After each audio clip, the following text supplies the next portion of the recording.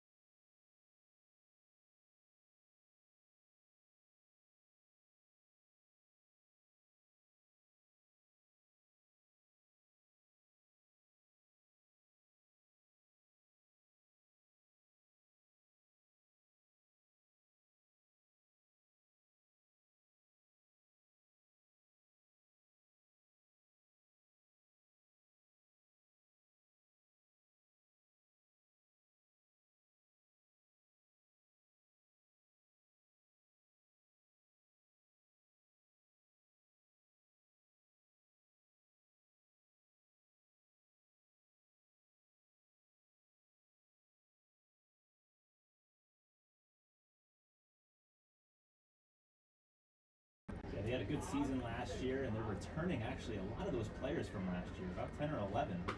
1-2, check swing foul off the facing of the grandstand.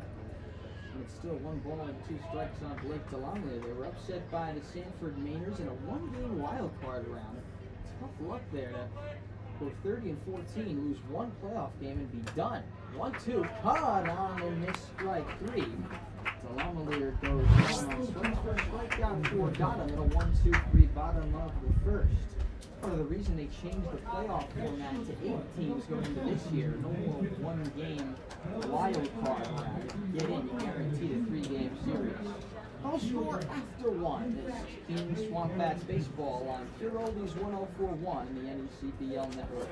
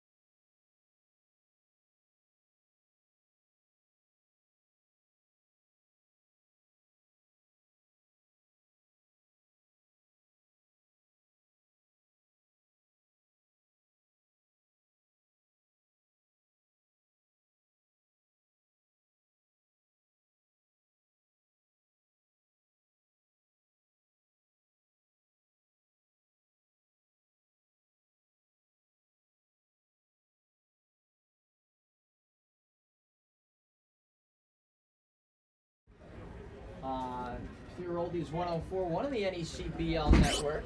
We've got no score. We're in the top of the 2nd inning. As the Gulls get ready to hit, we've got a unforeseen defensive change brings in. Tony Livermore has come in to play third base for Evan Goforth. The pitch to Billy Butler is in for called strike. 0-1 from Dylan King. Butler batting .214, 2 homers and 9 RBIs, as we mentioned earlier. A pinch hit 3-run homer yesterday for the Gulls in their win over Vermont. That's outside, 1 ball and 1 strike. The Gulls cleanup hitter. Goforth, the 1-1 low and away. Evan Goforth tried to make that play on a foul ball down the third baseline. I'm not sure if anything happened there. I'm going to speculate, but Livermore's in at third base before Goforth even has in his bat. The 2-1 foul back, and it's 2-2. Give you the whole SwampBats defense now. Jackson Owens behind the plate, Braden Horton at first base, Brian Padillas at second, Jake Moomaw at short. Again, Evan Goforth started at third, but Tony Livermore has come in for him to play third base and bat 8th in the order. 2-2, line toward right base hit. Awarded first for the leadoff single is Billy Butler, and Solomon gets up with it. And that's a good sign for Billy Butler. He's now hit in 4 straight games after struggling to start the year. His average was down in like 100s, 167, 143 was his lowest average, and now he's starting to get that back up. And he had a big 3-run home run last game, and now a single here to start this game. Batter now, Trent Farquhar, second baseman, hitting .206 with a .372 OBP, 2 homers and 7 RBIs. He's got a runner at first and nobody out. No score, top of the 2nd. King throws him a fastball on the outside corner at 90 miles an hour. And the count 0-1. Matt Shark is due up next. He's the first baseman. King sets. A 0-1 delivery. Fouled off to the left toward the bleachers. No balls and 2 strikes on Trent Farquhar. SwampBats have Matt Brown Earring in left field, Jordan Smith in center, and Blake DeLonglear in right. The SwampBats defense is second to last in the league in fielding. They've made 26 errors in 14 games this season. The pitch. Breaking ball, foul over third base side press box. And the count still 0-2 on Trent Farquhar.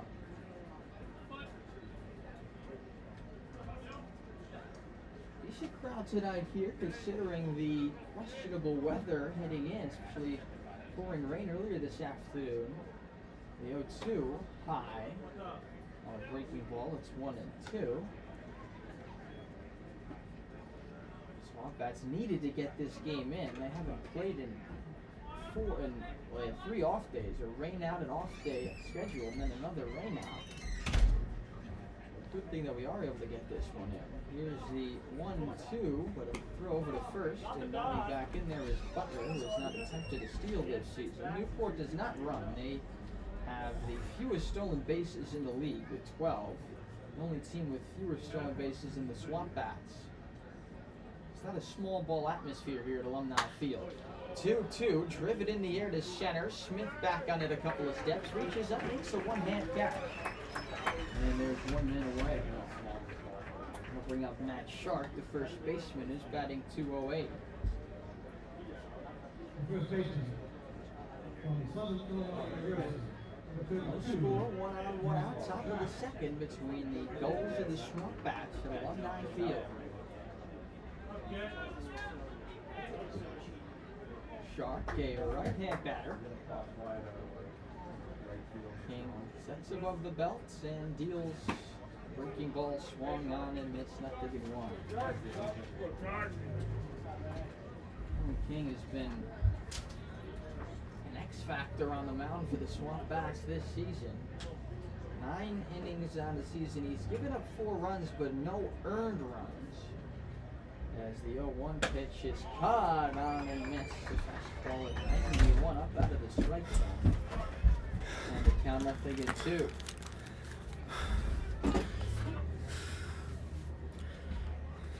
King looks in. Brings the hands together. His 0-2.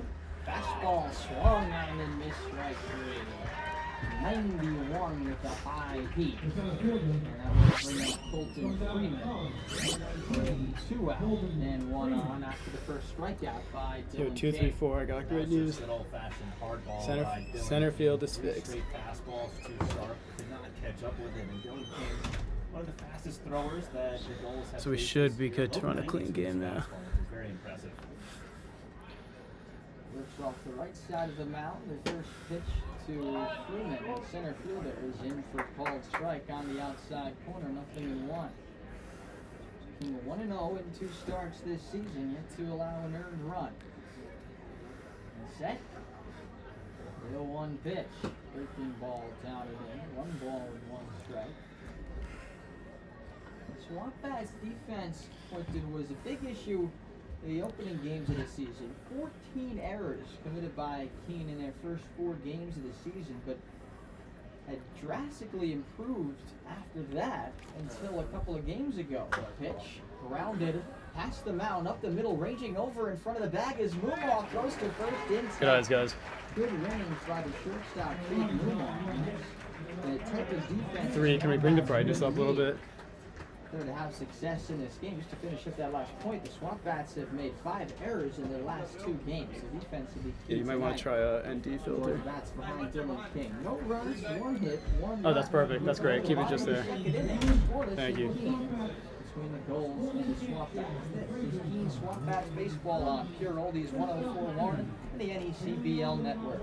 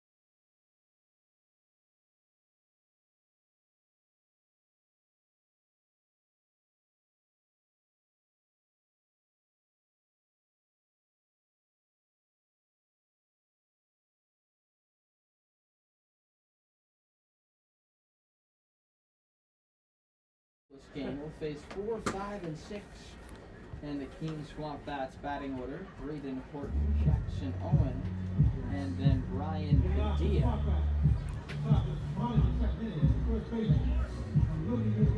Horton out of Liberty, batting .237 with a .383 on base percentage.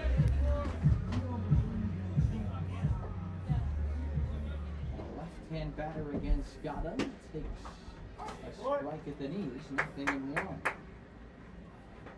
So 4 lefties in the batting order. That's all the lefty position players that the SwampBats have. As the 0-1 is high, 1-1. Now that Livermore is in the game for go for it. The 0-2 pitch, driven in the air to left center. Stay on. Back goes Butler, looking up. It is gonna one-hop the wall. Horton pulls in his second base with a stand-up double, leading off the home second. Nice work. First hit of the game for the Keene SwampBats, and comes on a breaking ball from Santosh. Got him. Horton got a hold of. Shows off some very impressive power to the opposite way, and gets a little deeper once you get into the gaps here at Alumni, but still a shot off the bat in the SwampBats are in business here to start the bottom of the second. Braden Horton now 4 for his last 6 with 2 doubles in there. So scoring chance for the SwampBats as Jackson Owen, the catcher from Northeast Mississippi Community College, takes a strike, nothing in one. Got him there with an 89-mile-an-hour fastball on the outside corner. Alrighty, deals 0-1 on the ground, slowly hit to short. Branch comes in, throws to first in time as Horton stays put at second base. Unable to move the runner over is Owen. That'll bring up Brian Padilla. Branch fielded that ball in front of the runner, Horton at second, and did a nice job of holding that ball for an extra second before sending it over to Shark over at first, making sure to keep Horton at second. Here's Brian Padilla, the second baseman from UConn. 1 out, the runner at second. He takes strike on the outside corner, nothing at 1. Dive a little bit deeper into the SwampBats' offensive struggles. They're 12th out of 13 teams of the league in hitting, 188 the team batting average. Last in on-base percentage at 297, and 10th in slugging at 283. The 0-1, breaking ball high, 1-1. Second to last with 13 stolen bases, last in runs scored with 48. But they are 5th in home runs with 10, so the SwampBats could turn it around offensively this season. Long ball will likely play a key part in that. Breaking ball is in there on the outside corner, 1 ball and 2 strikes. This against a Gulls pitching staff that is best in the league with a 2.13 ERA. Helping the team to a 13-3 start. A 1-2, down and away, 2 balls, 2 strikes. Newport second in the league in defense, second in the league in hitting, first in the league in pitching. That's a recipe for a 13-3 start. Check. 2-2 to Padilla. Fastball, breaking ball away. And it's a full count on Brian Padilla. Bottom set in front of his chest. The payoff pitch, breaking ball, fisted high in the air to left center. Covered in from left is Butler. He waits, he makes the catch. And there are 2 men away. Nice work. In left field, number 33, Stony Brook University. So, leadoff double by Horton. He's still at second base. With 2 outs in the bottom of the second. No score here in Keene. Matt Brown earing the batter, the left fielder from Stony Brook. He takes a breaking ball on the outside corner, nothing in 1.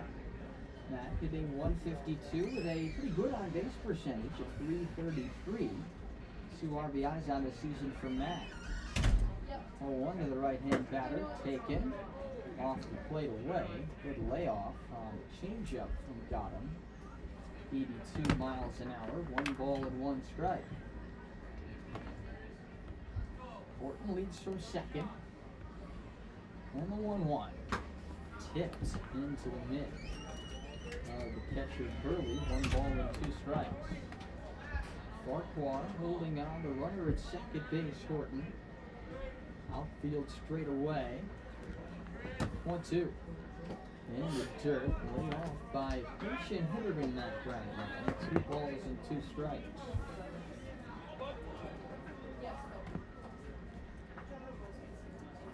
On the second, Bats looking to get on the board first here against the Newport Gulls. 2-2 pitch. Fouled away over the grandstand to the right-hand side. And the count 2 balls and 2 strikes. Keene would love to score early. They're 4-4 when scoring first this season as Matt takes high, ball 3. 1-5 when the opponent scores first. So the SwampBats have scored first in the majority of their games, even though they're 5-9. But it is still key. 3-2 pitch. On the ground to third, waiting for the long hop is Smith. Throws across the diamond, in time by a step. And that retires the side. A leadoff double by Braden Horton, but he's left at second base. A hit and a man left. We go to the third. No score between Newport and Keene. This is Keene SwampBats baseball on Pure Oldies 104.1 and the NECBL network.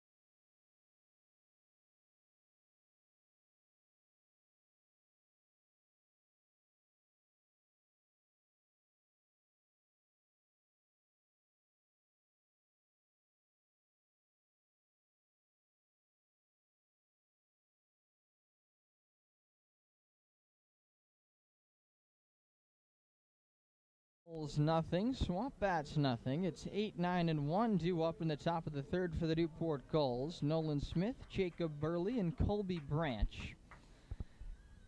Wind up in Dylan King's pitch is a slider outside. 1 ball and no strikes. Coming in on the pregame show, Quinton, we all thought we'd see a pitcher's duel this evening. 1-0. On the outside corner with a fastball at 91 miles an hour. A ball and a strike, and through 2 innings, it's looking that way. 1-1. A little bit low. 2 balls and 1 strike on Noah Smith. And you know what, Jonah? I was kind of skeptical, too, just because of this ballpark. It's so small.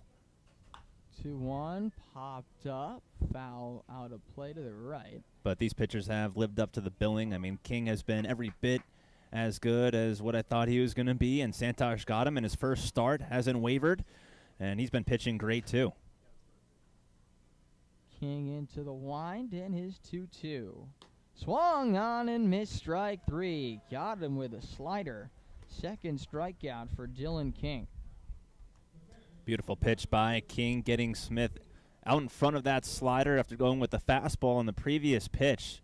Really good back-to-back pitches. That fastball setting up that slider down and away. That will bring up Jacob Burley, the catcher, batting 9th. He's hitting .208 on this season with a .269 OBP. Takes a fastball at the bottom of the zone, strike 1. Newport on a 4-game winning streak heading into today. The 0-1, breaking ball fouled back, and it's 0-2. SwampBats on a 4-game losing streak, but they have had 3 days off in a row. Have the SwampBats, they're the fresher team after Newport played last night and beat Vermont. 0-2. Fastball high. 1 ball and 2 strikes. The Bats started this season 4-2. They were atop the North Division. And it's been a struggle offensively in the last 8 games, as we mentioned. Scoring no more than 4 runs in any of those games. The 1-2 down and away, 2-2, no more than 3 runs in all but one of those games.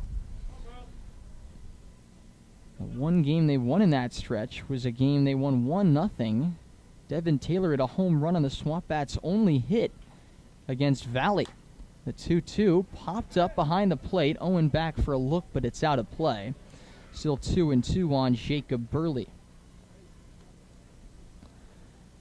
So SwampBats trying to get a big win here tonight against a top team in the league.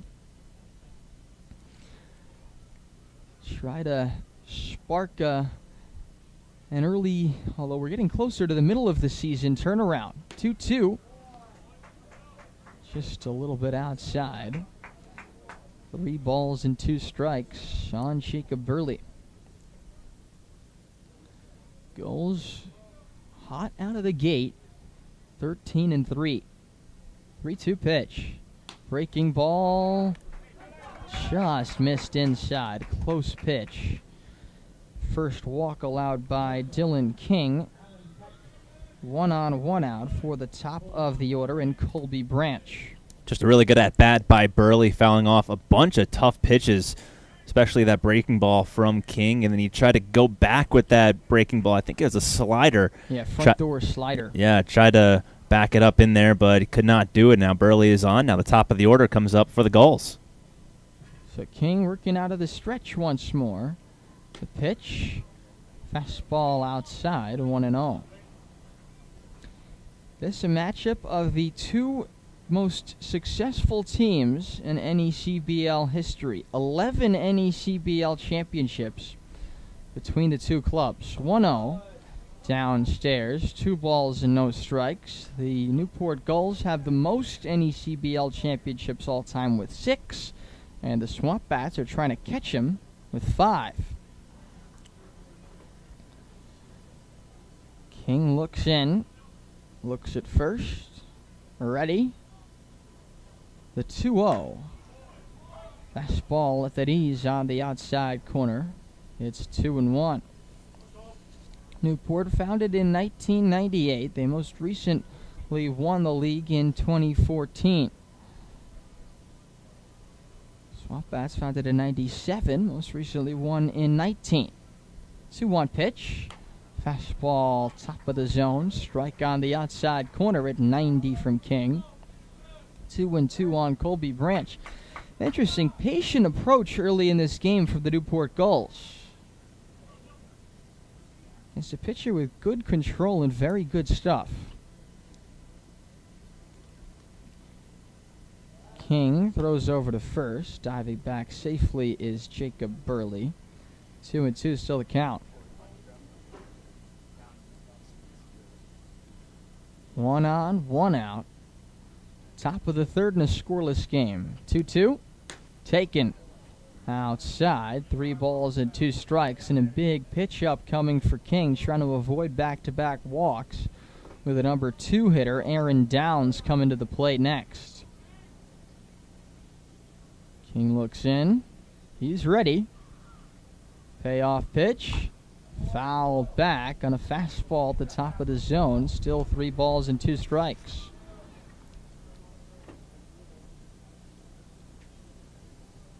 SwampBats have had success at home this season. They're 4-3 here in the friendly confines of Alumni Field. Their struggles have been on the road where they're 1-6. Throw over to first. Diving in there is Burley. Throw was a little bit wide of the bag. Horton couldn't catch it, but no harm done. Be another 3-2 pitch to Branch. Here it is. Foul back. He caught up to 92 on the fastball. Gulls have worked the count in many of these at-bats in the early innings, trying to drive that pitch count up for King, try to get him out of the game as quickly as possible, which, of course, would benefit the Gulls.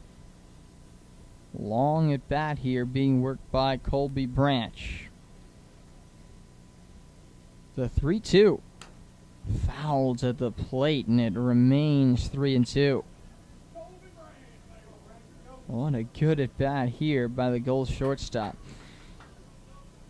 You know, some of the hitters, some of the rosters in this league really struggle catching up to Dylan Keene. Doesn't appear to be the case with the Gulls. They're used to seeing 90, 91, 92 at their colleges. A lot of the Gulls out of Power 5 schools, including Colby Branch in the SCC. 3-2. Fouled off to the right over the grandstand and out of play. It remains 3-2. 93 on that fastball from Dylan Keene.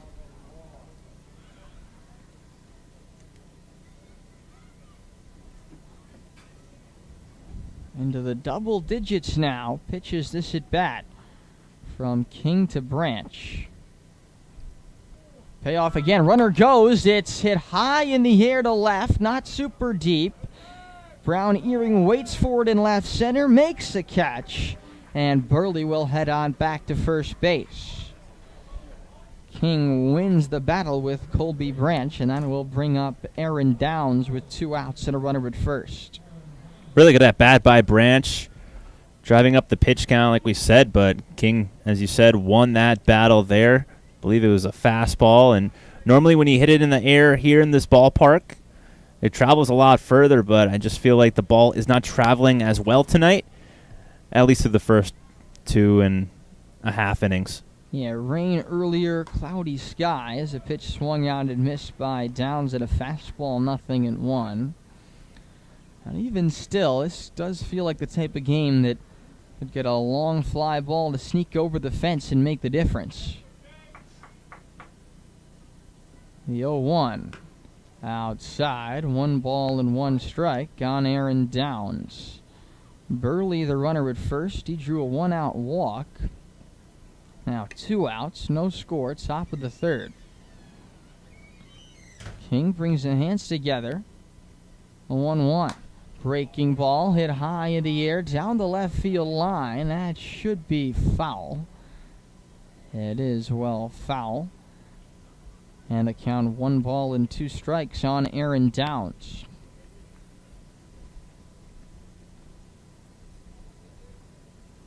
Outfield straight away. It always looks like the outfielders are playing deep here at Alumni Field because they're pretty close to the warning track, but it's just because of the dimensions. 1-2 on the ground, right side. Padilla to his left, scoops it up, sidearms in time. And that retires the side on a 4-3 ground out. No runs, no hits, no errors, 1 left. We move to the bottom of the 3rd. The Gulls nothing, the SwampBats nothing. This is Keene SwampBats baseball on Pure Oldies 104.1 and the NECBL network. At M&T Bank, we believe in the power of together. Together, we can help your business grow. Together, we can move communities forward while giving back. Together, we can help your family spend more time on what matters most. And together, we can achieve more than ever before.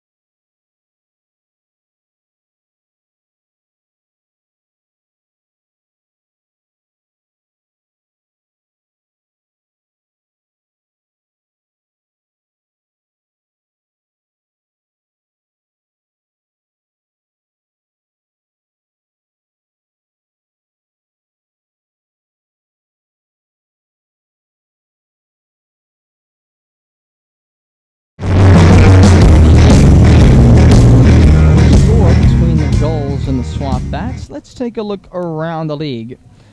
Let's see what's going on in the rest of the NECBL games this evening. The Valley Blue Sox lead the Bristol Blues 1-0 in Bristol in the top of the third. Ocean State Waves will be here tomorrow. They lead the Mystic Schooners 3-0 at home, top of the third. Sanford leads North Shore 4-1 in the top of the second. And North Shore of Massachusetts, Vermont and Martha's Vineyard scoreless in the bottom of the first on the Vineyard. Tony Livermore shoots the first pitch at the bottom of the third, foul from Santosh. Got him. And the count 0-1. Livermore entering the game at third base in the top of the second. The 0-1 down and in, 1 ball and 1 strike after Evan Goforth was removed from the game.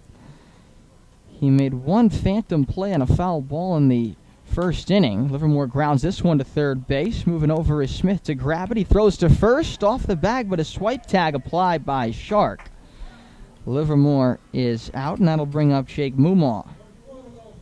That was kind of an awkward play for Smith. He was actually shaded more towards the shortstop hole, so when he threw that ball, the ball took him to his left anyway, and he threw that ball from the shortstop spot, so maybe a little bit of a different play for Smith that he's accustomed to. Mumaw now takes the fastball on the inside corner, 0-1. Good start for Jake with the SwampBats. Lefty hitting shortstop from Florida Gulf Coast. One of the more recent arrivals for Keene, but he's batting .286 with a .400 OBP. Cutbacker here. Got him, grabs it. Underhands to first for the second out. That will bring up Jordan Smith, center fielder who looped out to second base his first time.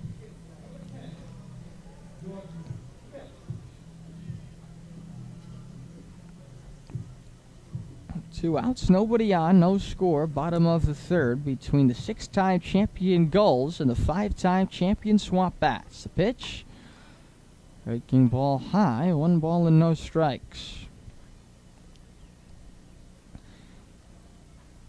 The 1-0 outside, 2 balls, no strikes. These two teams, Quinton, aren't rivals in the traditional sense. Geographically, they're not in the same division. But there's certainly a rivalry to be had there when you've got the two top teams historically. As the breaking ball is swung on and missed, it's 2-1. Of course, a lot of history between these two teams, and in their respective leagues, they are powerhouses. 2-1 on the ground to third base, and it goes through to the shortstop Branch, who picks it up, throws to first. He, I think, called off the third baseman Smith there, but it's in time to get the speedy Jordan Smith. And it's a 1-2-3 third inning for Santosh. Got him. No score as we head to the fourth. This is Keene SwampBats baseball on Pure Oldies 104.1 and the NECBL network.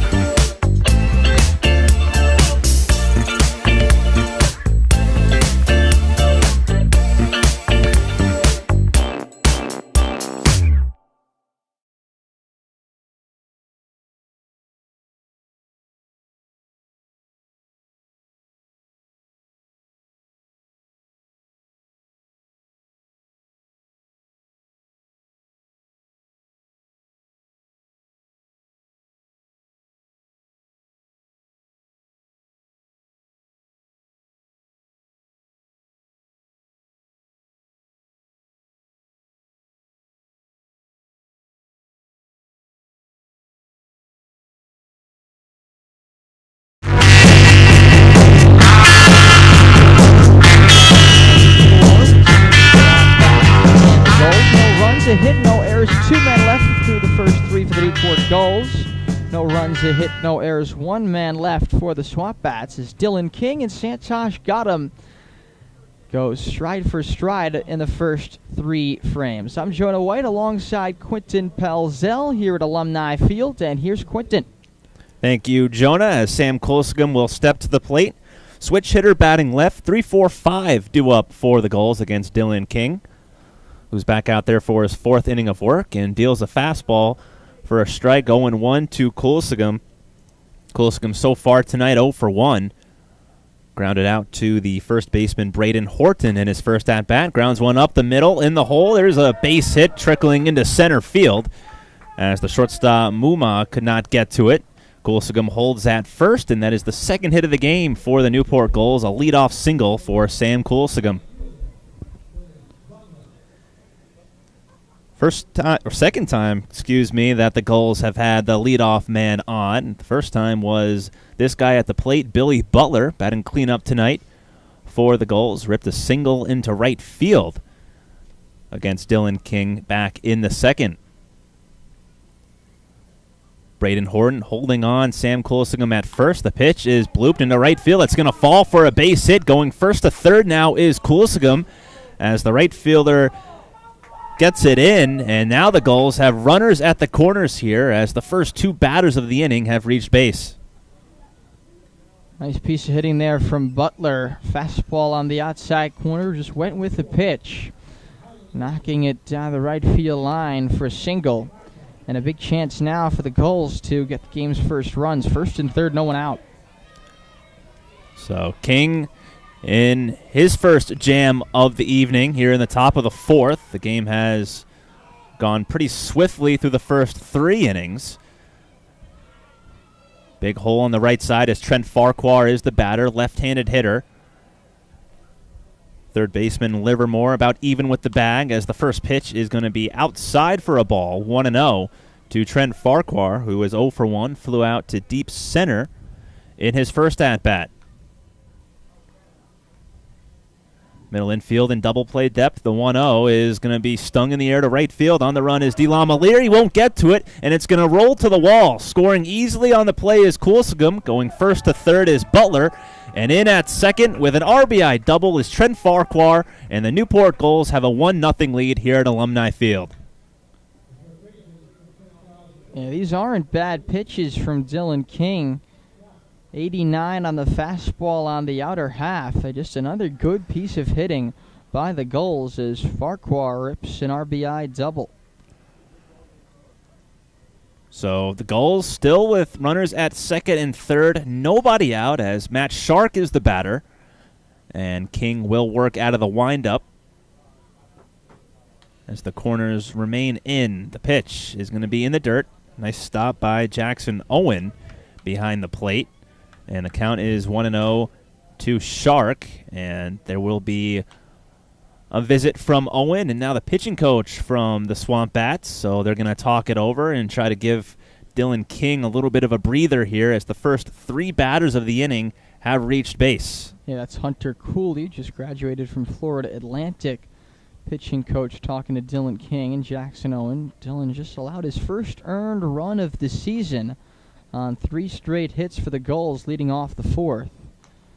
Newport now looking to add to a 1-0 lead, and the way Gotham has looked. And with the offensive struggles for the SwampBats, that's a big run in the top of the fourth. And potentially even bigger now is what happens the rest of this fourth inning if King can strand Butler at third and Farquhar at second with nobody else. It's not going to be easy, but it would be pretty important for the SwampBats. Play has resumed as King will continue to work out of the windup here with Shark at the plate, right-handed hitter. The 1-0 swung on and missed. Breaking ball from King, and the count is now 1-1. The Gulls entered this inning with 1 total hit. They now have 4, so they've gotten 3 in this inning on back-to-back-to-back batters.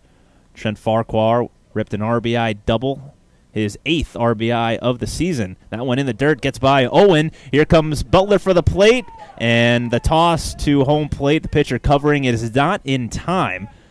Billy Butler will score. Moving into third is Farquhar, so mark that down as a wild pitch on King, and it's 2-0 Gulls. First 2 earned runs of the season scoring against Dylan King after 12 innings without an earned run. So still a good start to the season for Dylan, but trying to now keep Farquhar on third base with 2 runs in. Good hitters count for Shark. The 2-1 is going to be just a little outside, 3-1. On deck is Colton Freeman. Gulls have broken through here in the top of the 4th, scoring the first 2 runs of the game as Shark grounds one up the third base line, foul. And the count is now 3-2 to Shark. Enters play today with a .208 batting average, no home runs, and 4 runs batted in. That's an on-base percentage of .286. Getting his 8th start of the season, the 3-2. And that's going to be low ball 4, so Shark reaches base, and the first 4 batters of the inning have reached the base paths for the Gulls. SwampBats have a righty now warming up in the bullpen. See how much more Dylan King's got left in him. Digging to the plate now is Colton Freeman, center fielder from Dartmouth College. Pitch is going to be in there for a strike, 0-1, a slider from King. That walk was the second walk of the game given up by King. Middle infield in double play depth. Still no one out here in the top of the 4th. 2-0 Gulls. Freeman takes a ball low. Count is now 1-1. Freeman grounded out to the shortstop Muma in his first at-bat. Freeman, the only batter on the Newport Gulls who does not wear batting gloves. Throwback player, the 1-1. That's swung on, hit in the air to right field, medium deep. Tagging at third is Farquhar. De La Malier makes the catch. Here comes Farquhar for the plate. The throw is cut off as Farquhar dives into home plate. Sacrifice fly for Colton Freeman, and the Gulls have a 3-0 lead here in the 4th. I'm not sure that throw needed to be cut off, but there was not really a chance they were going to get Farquhar at the plate, as Horton cut it off just in front of the dirt circle on the throw from De La Malier on the sac fly from Freeman, making it 3-0.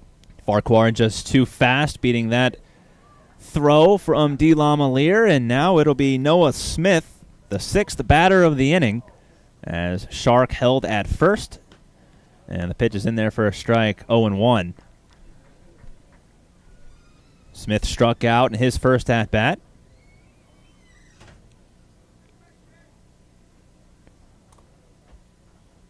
Batting .190 on the season. No home runs, 1 run batted in as he pops one up down the right field line. Ranging over towards the line is De La Malier, and now in foul territory makes the grab. And there's 2 away as Shark will hold at first. De La Malier's hat fell off in the process of him running towards the line to make that grab as he goes to retrieve it. Now there's 2 away, and the number 9 hitter, Jacob Burley, will step to the plate. Blake plays a good right field there with Devin Taylor getting the day off in the field. Devin, the DH, and this one for the SwampBats. So De La Malier, who often plays left, moves over to right, and Brown Earrings in left. First pitch from King to Burley is swung on and missed. A breaking ball out of the strike zone, 0-1. Burley walked in his first at-bat. That at-bat came back in the 3rd. King works out of the stretch. The 0-1 is going to be low and outside, 1-1. Gulls 4 straight wins to push their overall record to 13-3.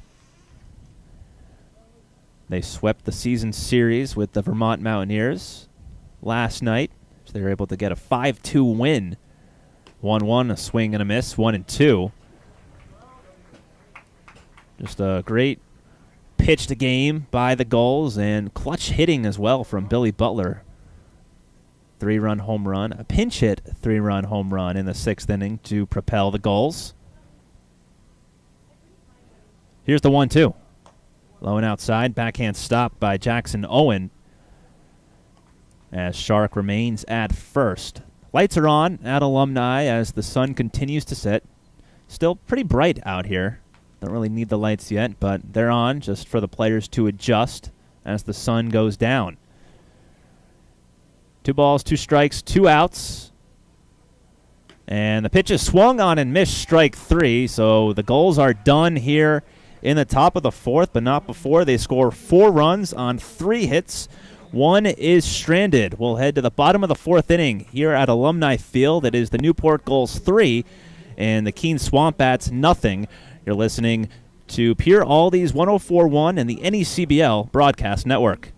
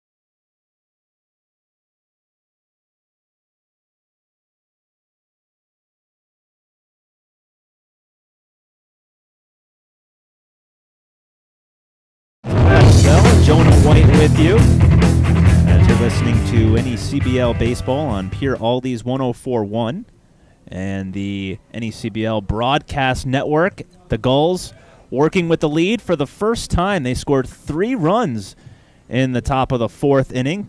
The big hit coming off the bat of Trent Farquhar, an RBI double, his 8th RBI of the season. The Gulls also scored a run on a wild pitch, as the first pitch to the left-hand hitter Devin Taylor is grounded to Farquhar at second, and he throws out Taylor, so 1 pitch, 1 out here in the bottom of the 4th.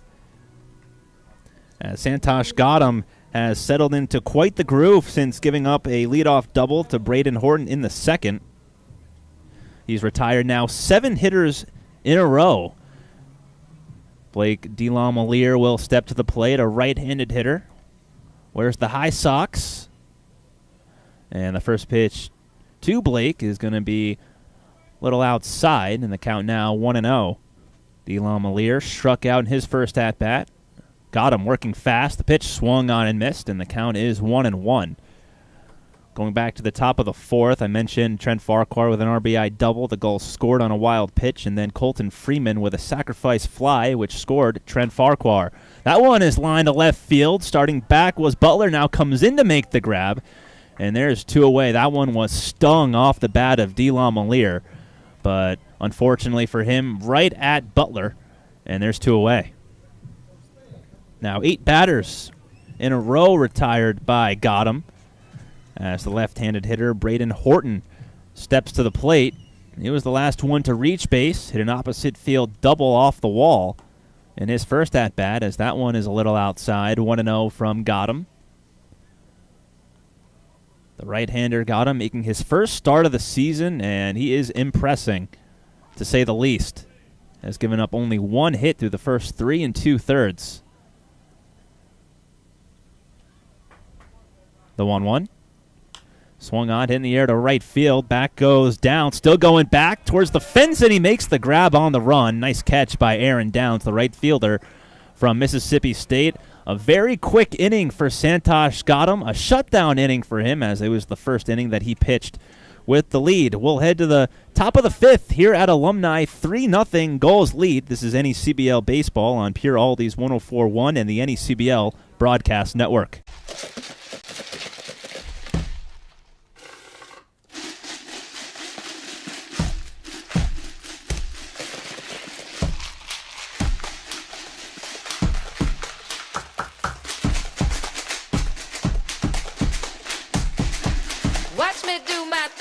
I said, watch me do my shake, shake.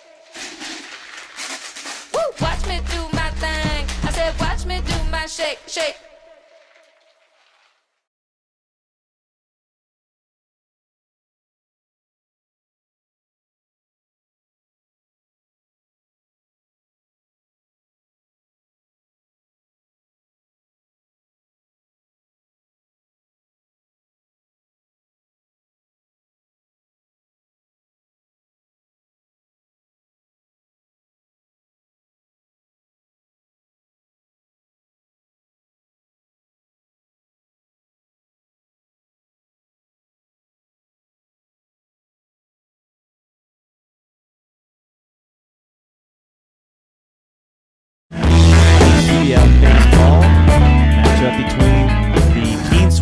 SwampBats and the Newport Gulls. The Gulls have a 3-0 lead as we head to the top of the 5th inning, and new pitcher on the mound for the SwampBats will be the right-hander Spencer Dessart from Middlebury College. And Dessart getting his first appearance of the season for the SwampBats. Actually pitched in a handful of innings for Middlebury this past year. 50 innings for the right-hander, 63 strikeouts, so we know he's a strikeout pitcher. And he pitched to a 4.32 earned run average. He's worked as much as 8 innings in a start, so he's a guy who is coming out of the bullpen now for the SwampBats, but made the majority of his appearances as a starter. So he'll come in to relieve Dylan King, who went the first 4 innings.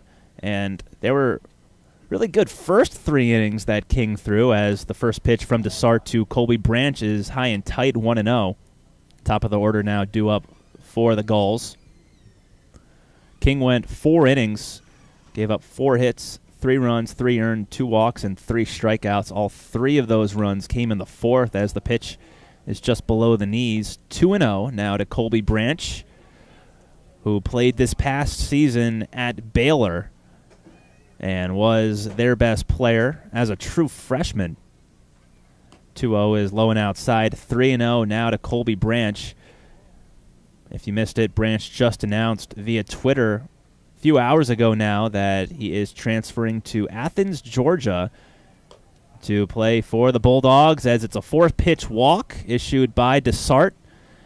Branch will head down to first. First time that Branch is on base tonight. And now coming to the plate will be Aaron Downs.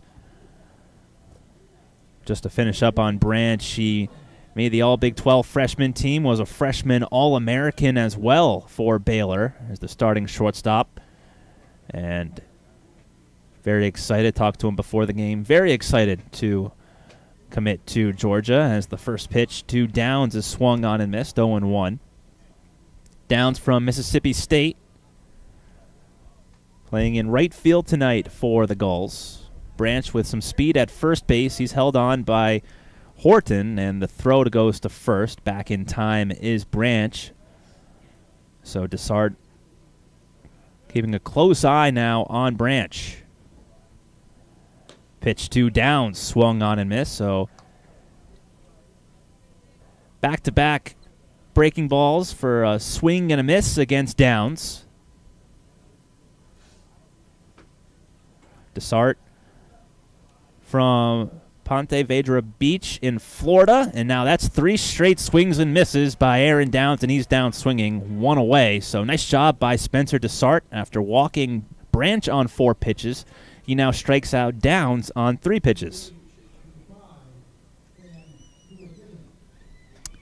That'll be the switch hitter batting left, Sam Coolsegum. Coolsegum so far tonight 1 for 2. Led off the 4th inning for the Gulls. Eventually came around to score as pickoff play and picked out by Horton as that throw was a little low. Branch still at first base as he dove back in safely.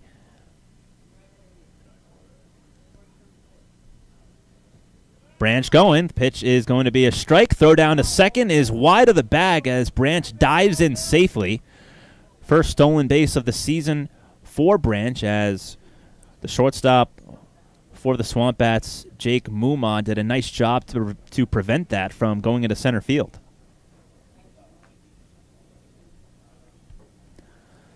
So the Gulls have a runner at second, as Coolsegum now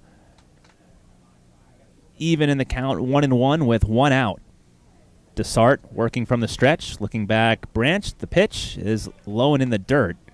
Nice stop on the fastball by Jackson Owen. The count now 2-1 to Coolsegum, who is an outfielder out of the United States Air Force Academy. Hit over 400 this past year. Was a second-team All-American. 2-1 is low and inside, 3-1. Comes into this game third on the team in batting average, batting .353. Making his 10th start of the year, 1 home run, 9 runs batted in. He has just had a fantastic 2023 year between the United States Air Force Academy and the NECBL so far as he draws a walk. Pitch is high and outside. He'll head down to first base. And now with runners at second and first and one out here in the top of the fifth, stepping to the plate will be Billy Butler. 2 walks in the inning now given up by Spencer Dessart in relief of Dylan King, who went the first 4 innings. And now there's a little bit of a conversation between the catcher, Jackson Owen, the manager of the Keene SwampBats, and the home plate umpire, Rick Force. This is right behind home plate. Force still talking with the catcher, Owen, but now it looks like we're okay. So whatever they were talking about, Jonah, it seems like we're okay and good for baseball. That's Greg Bozzo at catcher there. Oh. Not Owen. Owen was in the lineup. So in between, I would say the 4th and 5th inning, they made that substitution. So second substitution made here in the first 5 innings by the Keene SwampBats for position players. It's going to be an 0-1 to Butler, and that one is outside. And the count's 1-1 now to Butler. Greg Bozzo from Northeastern University in the game to replace Jackson Owen behind the plate. Dessart will come set, the 1-1. Swung on, topped in front of home plate. Dessart will grab it, throw to first. Nice play by Dessart as he gets Butler. Runners advance 90 feet, Branch into third, Colscombe into second. So kind of works as a bunt as Butler is out on the 1-3 putout. And now Trent Farquhar, who had an RBI double and got the scoring started for the Gulls in the 4th inning, will step to the plate. Left-handed hitter from Michigan State as Dessart looks in for the sign. He'll be working out of the stretch with the runner at third and second. Pitch to Farquhar is high and outside, 1-0. So Greg Bozzo in for Jackson Owen, the second change already here for the SwampBats. The 1-0 from Dessart is low and inside, 2-0. Definitely got by you and I, at least until the catcher was talking to the home plate umpire. Sometimes these substitutions happen in these NECBL games, and we have no idea it happens until a couple innings later. 2-0 is low, 3-0. Yeah, the umpires try and give us a heads up when they Right. can, but it's not usually there. It's nothing more than a point and a look up at the press box. So we do our best to notice, but already 2 defensive changes in this game for the SwampBats. It'll be a 3-0 to Farquhar, and he takes all the way. That's a strike. Count now 3-1. Dessart has walked 2 batters in this inning in his first inning of relief here in the NECBL.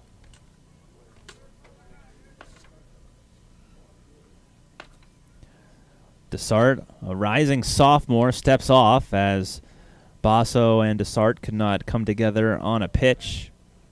Stands at 6'2", 180. It'll be a 3-1 to Farquhar. Takes one outside, ball 4. 3 walks in the inning now, loads the bases, and up steps Matthew Shark. Spencer's a 5-pitch guy, 4-seam, 2-seam, slider, cutter, changeup as Hunter Cooley and Bozzo go out and talk with him. 3 walks through 5 batters faced now in his first appearance of the summer. If you're the SwampBats, you hope there's just a little bit of rust. Dessart, pitcher at Division III Middlebury College, teammate there of Alec Rich. Division III season wound down quite a while ago, so Spencer hasn't pitched in a decent amount of time. He only walked 16 in 50 innings of work, so I think there's a decent chance the control issues for Spencer is just a factor of this being his first outing of the season. Yeah, John, I was just going to say that, too. I mean, 16 walks in 50 innings for a college pitcher, that's very good, as the first pitch to Shark is in the dirt, blocked by Bozzo, keeping the runners where they are. So I would probably just chalk up this first inning as some jitters here, making your first NECBL appearance of the season. Had to get adjusted as the 1-0 check swing, he went around, says the home plate umpire Rick Force, and it's 1-1. As much love as I've got for Division III baseball, you're not getting crowds like this either at Middlebury College. Runners lead from every base. The 1-1 fouled back to the screen was on that breaking ball from Desart, and the count is 1-2. Colby Branch at third, Sam Colsegum at second, and Trent Farquhar at first. All three base runners have reached base in this inning via the walk. Infield is back as Branch dashes down the line. The pitch is low, blocked by the catcher Bazo. He's had to do that a lot this inning, keep that ball in front of him, and he's done a great job of doing that. 2 balls, 2 strikes, 2 outs. Bases are loaded. 3-0 Gulls lead. Shark chokes up on the bat. The 2-2 is going to be in there for a called strike 3, a fastball on the outside corner. So Spencer Desart picks a great time to get his second strikeout of the game, and he gets out of the bases loaded jam. We'll head to the bottom of the 5th inning here at Alumni Field. The Newport Gulls 3 and the Keene SwampBats 0. This is NECBL Baseball on Pure Aldi's 104.1 and the NECBL Broadcast Network. Curious about the awesome talent Kelly has? Well, here are some robotics specialists. This group works in telecom on 5G. They work on autonomous vehicles. Those are education professionals. Oh, and system analysts, contact center reps, biologists. There's data scientists, substitute teachers, mechanical engineers, not to mention people who work on-site and off-site. Kelly's got top talent in specialized and emerging skill sets, ready to help your business prepare for what's next.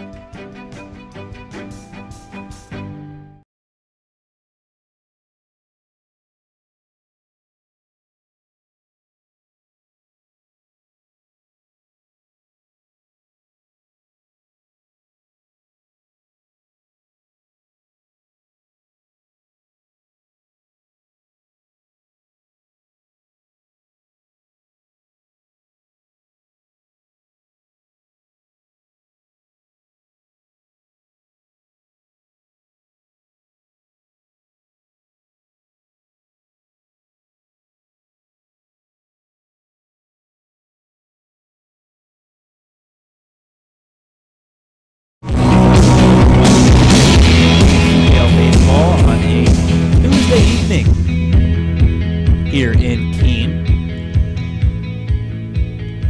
A little bit of an overcast here over the baseball field, but no rain since the game has started, which has been a very pleasant sight. Coming up for the SwampBats, it'll be 5, 6, 7.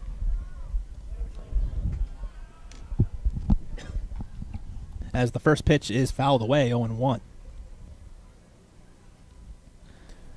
Greg Basso making his first at-bat of the game.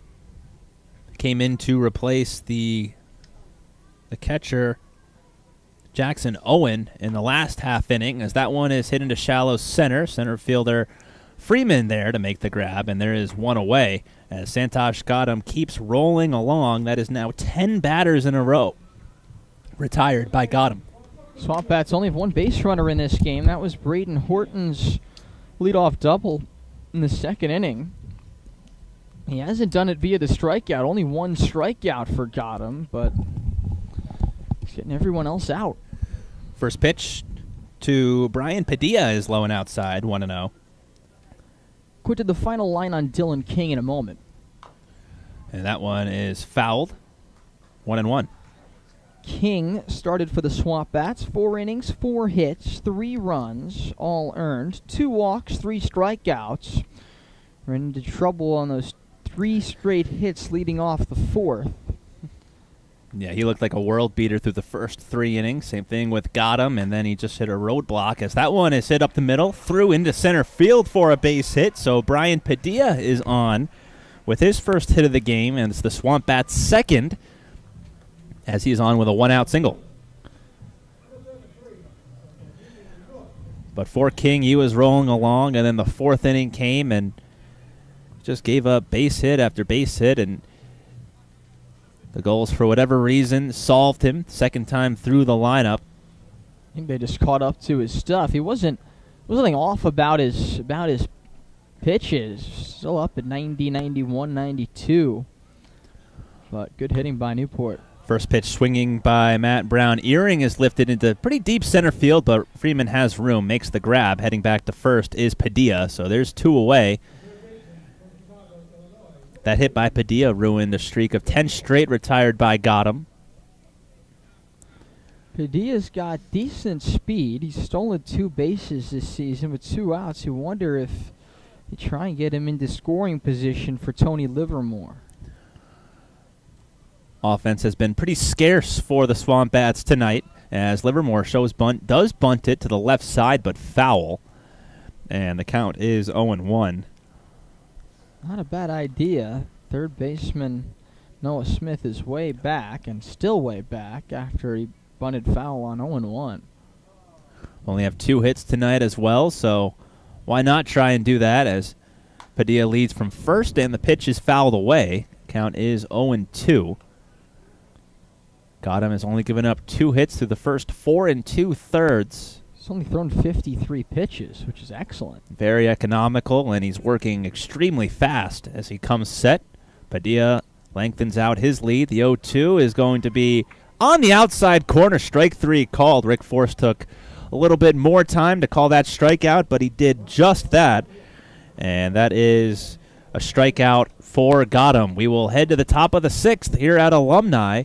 The score is the Newport Gulls 3 and the SwampBats nothing. This is NECBL Baseball on Pure Oldies 104.1 and the NECBL Broadcast Network. Keene SwampBats Baseball on the NECBL Network is brought to you by Duncan, Timken, Ted's Shoe and Sport, C&S Wholesale Grocers, Rayner Dental, Corning, Service Credit Union, the Keene Sentinel, the Greater Keene and Peterborough Chamber, connecting business and community.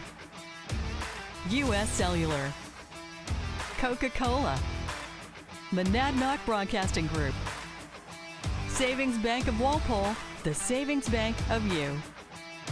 Monadnock Ford, Fidium Fiber Internet, Yanos Technology, Fenton Family Dealerships, Hertskirt, American House, Fairfield, making memories since 1904, Fraser & Son Furniture, ICU Medical, M&T Bank.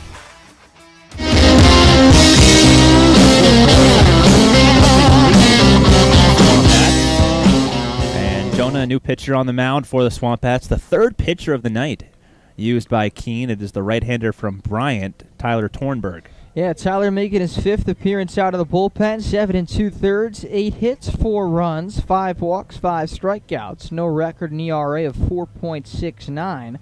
His last time out was his best appearance of the season. 3 2/3, 3 hits, 1 earned run, 1 walk, and 2 strikeouts in a loss to the Upper Valley Nighthawks last Thursday.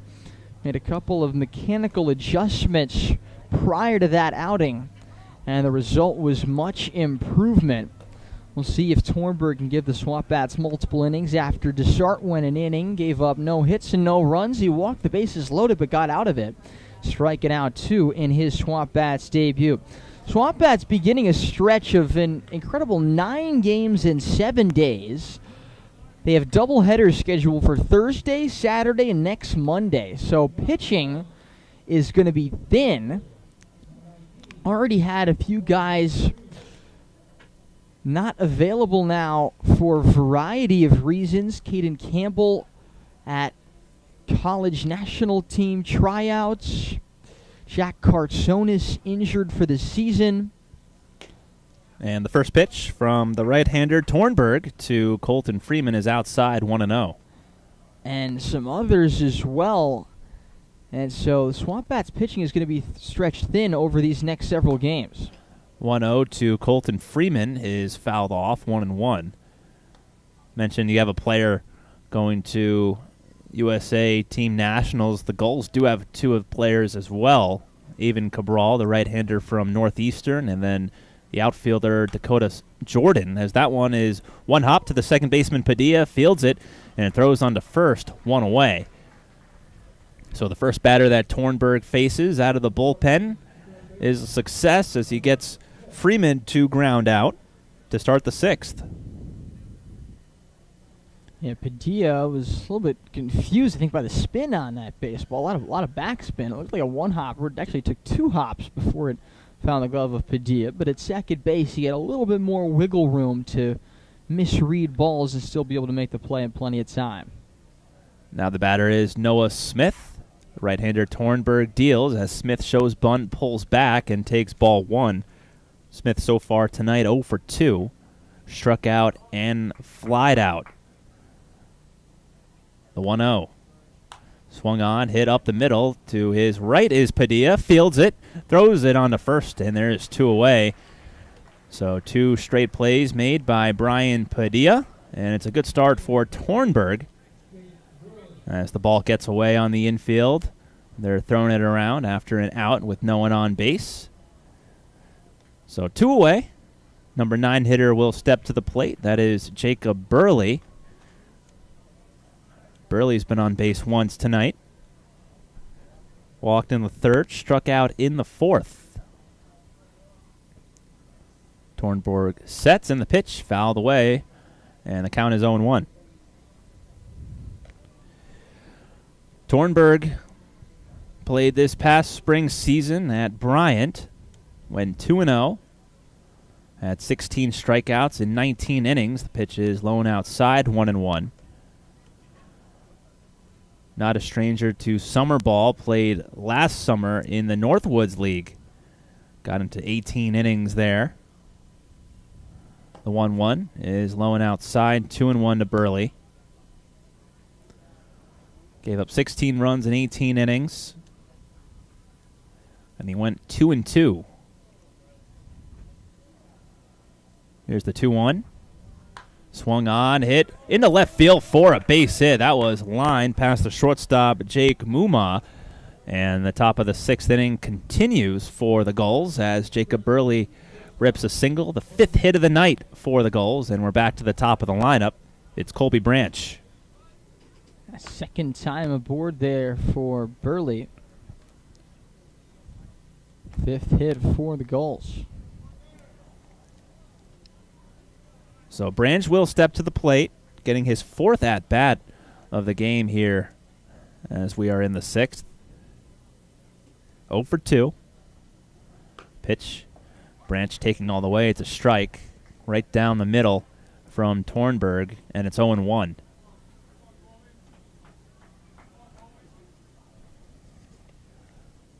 Branch was not in the lineup last night, as that one is in there for a strike, and quickly ahead is Tornberg, and the count is 0-2. Branch last started 3 days ago. That was against the Ocean State Waves. Had a 2-run home run in that game. The 0-2 runner goes, fouled back. Catcher Bazo hoping for a play, doesn't have one, as it clangs off the top of the roof here at Alumni. So heading back to first is Burley. Gulls doing a little bit more stealing bases and running in this game than they're accustomed to.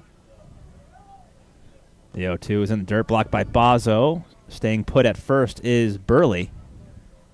Guy at the plate, Colby Branch, does have a stolen base tonight.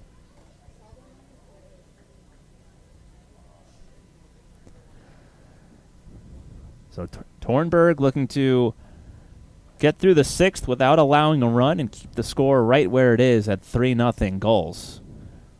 That one is high and tight, 2-2 to Branch.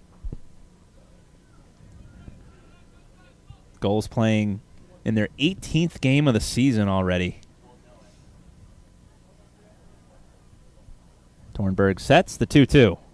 Swung on and missed. Late swing on a breaking ball. Looked like he was fooled. So good inning by Tornberg as he works around a 2-out single. We'll head to the bottom of the 6th here at Alumni Field. The Gulls 3 and the SwampBats nothing. You're listening to NECBL Baseball on Pure Oldies 104.1 and the NECBL Broadcast Network.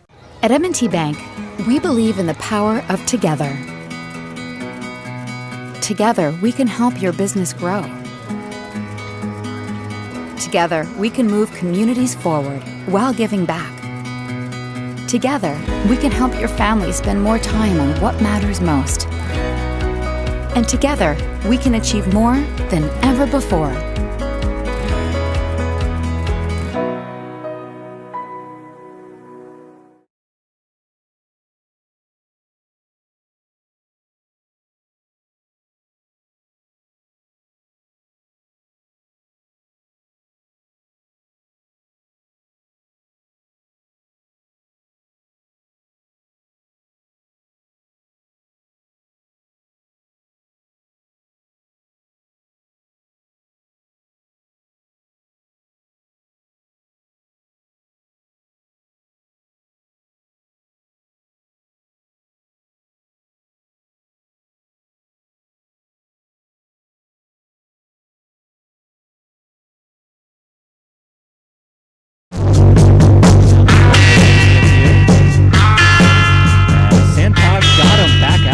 For his 6th inning of work for the Newport Gulls, getting his first start of the season, and he has been nothing short of spectacular.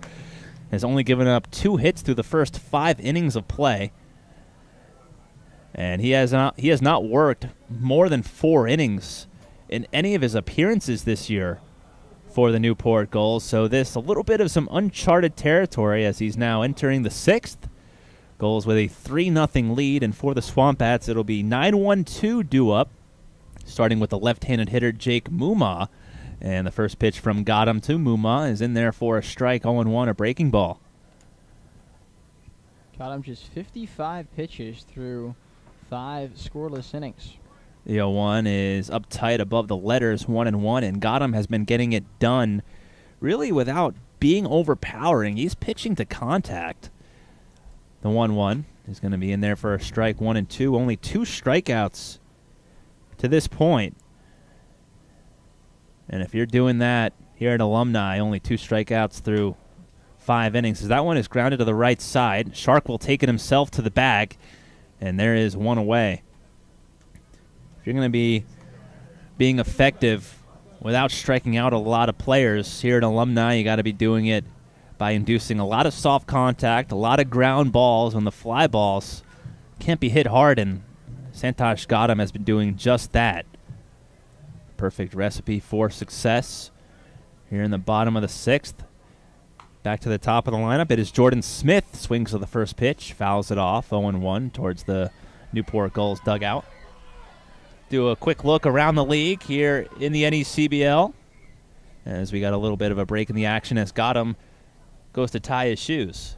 Bristol leads Valley 2-1 in the top of the 6th. Newport leads Keene here, of course, 3-0. We're in the bottom of the 6th. Ocean State 3-1 lead over Mystic in the top of the 6th in Rhode Island. Sanford 7, North Shore 5 at North Shore in the 5th. Martha's Vineyard a 2-1 lead over the Mountaineers on the Vineyard.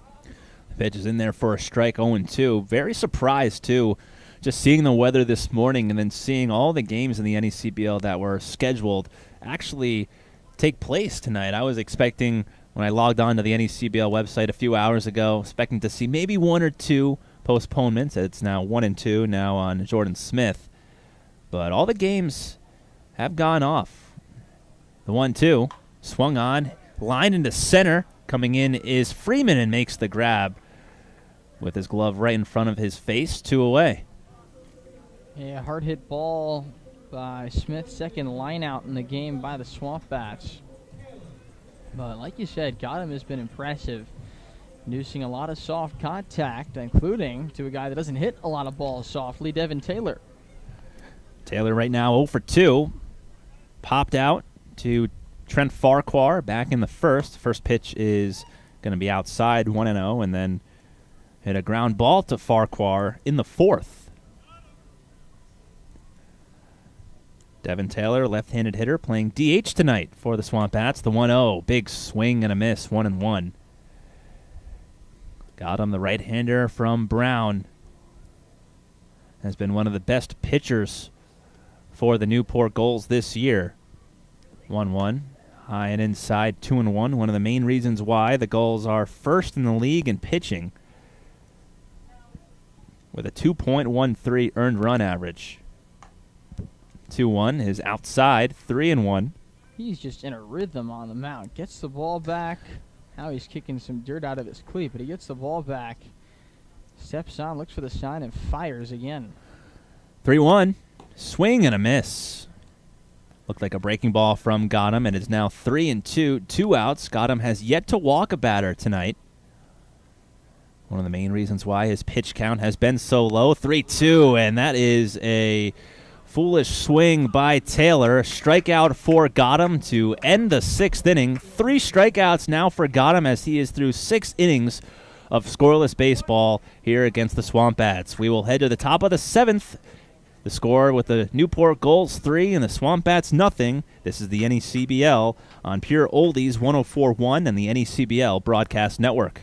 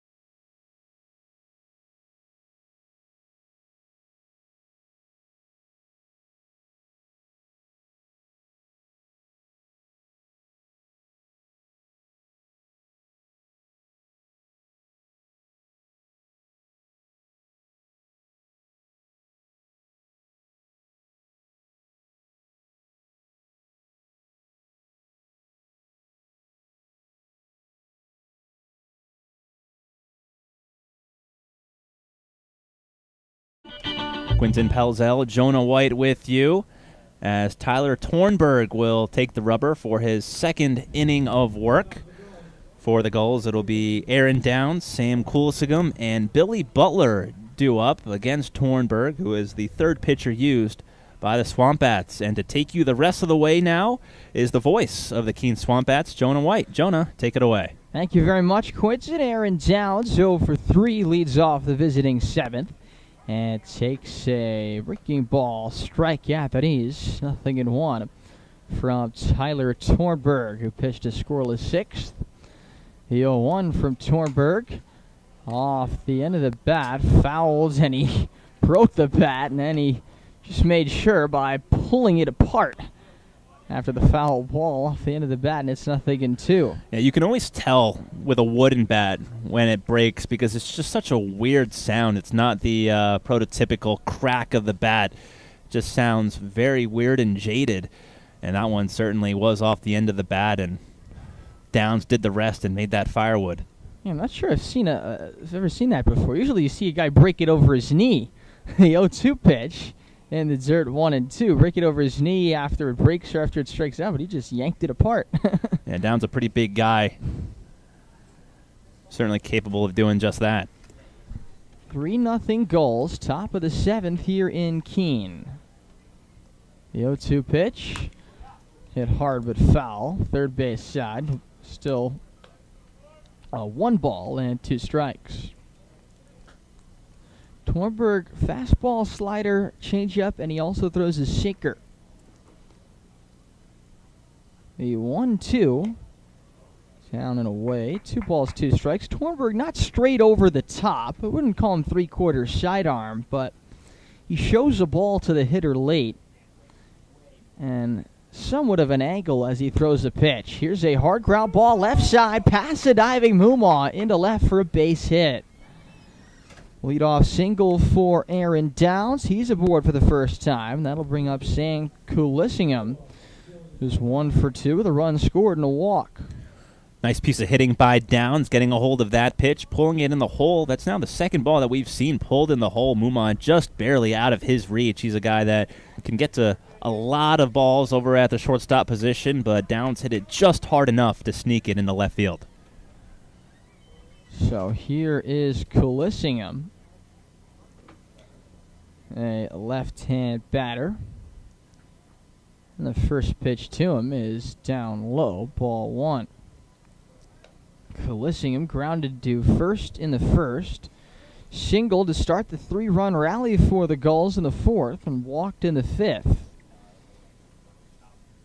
The runner goes, a 1-0, in for a strike. Throw is not in time. Good throw by Bazzo. Head first dive by Downs, and he picks up his first stolen base of the season. Yeah, first stolen base of the season and second stolen base of the game for the Gulls. And we mentioned it earlier. They don't do a lot of base running. This is the most active that I have seen them on the base paths all year. The 1-1 on the ground, right side. Padilla comes up with it, sidearms to first in time, and that in a nutshell is why you steal second instead of a double play. 2 outs, nobody on. It's a productive out for Collissingham. Now we'll see what the SwampBats do with the infield. 1 out and Downs at third base. Just a really nice piece of hitting by Collissingham, knowing that the runner is at second, knowing how important that run is, getting a hold of a pitch that he could pull. Didn't do too much, but it'll do the job, getting the runner to third with less than 2 away. Infield's in. Pitch to Billy Butler. Breaking ball, swung on and missed, strike 1. 3 runs, 6 hits, no errors for the Gulls. They've left 6 men on base through the first 6 innings. 0-1, tipped into the mid of Bazzo, 0-2. No runs, 2 hits, no errors, 2 men left on base through 6 innings offensively for the SwampBats. Gulls got all 3 runs off starter Dylan King in the 4th inning. The 0-2, taken a little bit outside. 1 ball and 2 strikes. Collissingham and Butler led off the 4th with back-to-back singles. Trent Farquhar drove in Collissingham with a double. Tornberg's 1-2. Tipped into the mid of Bazzo. Strike 3. Got him with a fastball just off the outside corner. Second strikeout for Tornberg. Butler unable to bring Downs home from third with less than 2 outs, and that will bring up Trent Farquhar. Just a huge strikeout for Tornberg, given the situation with that runner at third. Needed the strikeout, and he got it. Pitch to Farquhar, left-hand hitter, down and in. Ball 1. So after Farquhar's double made it 1-0, a wild pitch scored Butler from third. Farquhar scored on a sac fly from Colton Freeman. 1-0, line toward left, coming on Brown. Earring reaches down, and he did not make the catch. He just scooped it. Thanks, Quentin. Couldn't tell there in real time. It's an RBI single for Trent Farquhar and a 4-0 Newport lead here in the 7th. Yeah, Brown Earring can really close ground very fast, and he made it look like he caught it, but the third base umpire was quick to say no catch, and big 2-out hit for Trent Farquhar and the Gulls. So now 4-0 Newport. First pitch is in for strike 2, Matt Shark with 2 outs and a runner at first. Shark 0 for 2 with a walk. Tornberg's 0-1 on the inside corner. No balls, 2 strikes on the Gulls' right-hand batting first baseman. Tornberg ready. The 0-2. Check swing. Did he go? Yes, he did, says Brian Roth. It's a 3-pitch strikeout for Tyler Tornberg. And his 3rd strikeout of the ball game. That retires the side. But the Gulls add a run on 2 base hits. No errors, 1 left. We stretch in Keene with the score 4-0 Newport. This is Keene SwampBats Baseball on Pure Oldies 104.1 and the NECBL Network.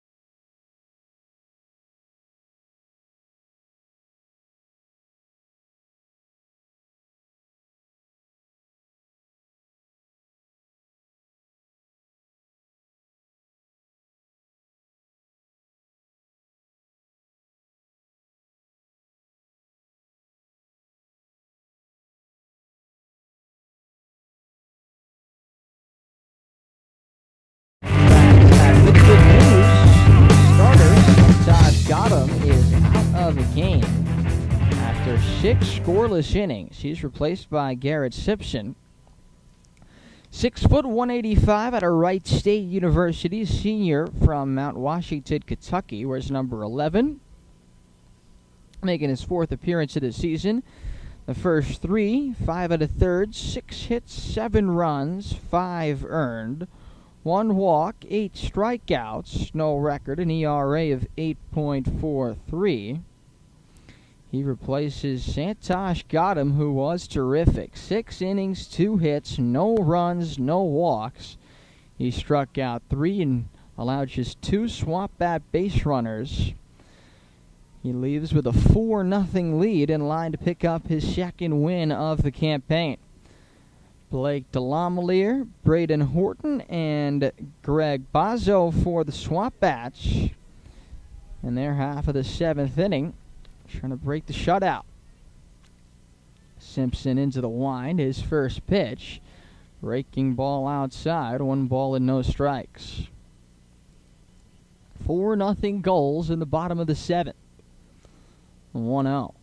Caught on and missed, and a slider down low. Count even at a 1 ball and 1 strike. Delamelier 0 for 2. He struck out and lined out. Simpson's 1-1. Fastball on the ground, left side. Smith fields, spins, throws on time. Nice play by Noah Smith. 1 man away. Smith down to his left, reached down, snagged the baseball on his way towards second base. Did a little spinorama to get rid of his momentum and threw accurately to first. Here's Braden Horton, 1 for 2, the double and a fly out. He takes breaking ball down at 73 miles an hour from Simpson. 1 ball and no strikes. Garrett Simpson out of Wright State. 19 innings pitched there, 0-1 with a 6.63 ERA. Pitch is low. In there, 1-1 to Horton, the pitch. Breaking ball fouled at the plate. And the count still 1 ball and 1 strike. Simpson's 2nd season with the Gulls. He had an 0.48 ERA with 3 saves over 18 2/3 innings last year. The pitch popped up, left side out of play. Still 1 ball and 2 strikes. Simpson spent his first 2 collegiate seasons at Eastern Kentucky. The pitch, a little bit low, just missed. And a count now 2 balls and 2 strikes.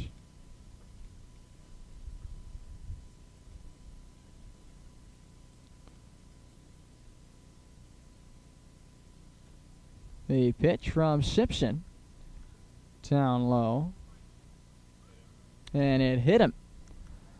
That one caught Horton with the 2-2 pitch. And a 1-out base runner for the SwampBats in the bottom of the 7th. Breaking ball just ran a little too far inside, and beg your apology there. You have the wrong stats on the spring on Garrett Simpson. He was a 1-0 in 12 appearances. Spring with Wright State, 6.23 ERA. Strike taken by Bozzo, and the count 0-1.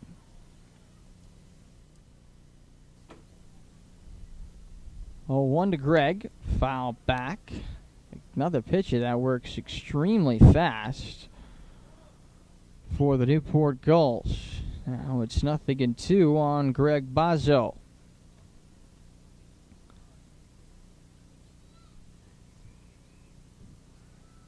Simpson waits, looks up and down the pitch. Breaking ball hit high in the air to center. Backing up is Freeman. He makes a catch right in front of the warning track on a ball that was hit 305 feet by Greg Bozzo. 2 men away. Horton retreats to first. When you're at this field in Alumni, anything hit to center off the bat, you kind of hold your breath for a quick second, but that one just big enough to hold that in. So here's Brian Padilla, who's got one of the 2 SwampBat hits in this game. And he takes a strike on the outer half, 0-1. Horton, the runner at first with 2 outs. 4-0 Gulls in the bottom of the 7th. Pitch. A balk is called.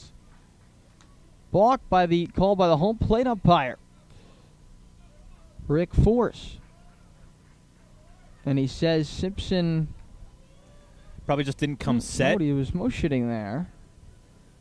When Horton moves into scoring position on the balk. So a little break for the SwampBats. See if they can take advantage. It also negates the strike to Padilla. The count 0-1. The pitch. Breaking ball in there. Beautiful curveball on the outside corner from Simpson, and it's 0-2 on Padilla with Horton at second base. Pitch. Breaking ball outside. It's a heck of a take by Padilla. I mean, that is coming off of a breaking ball that was perfectly placed on the outside corner. Simpson tried to double up, and Padilla laid off of that one.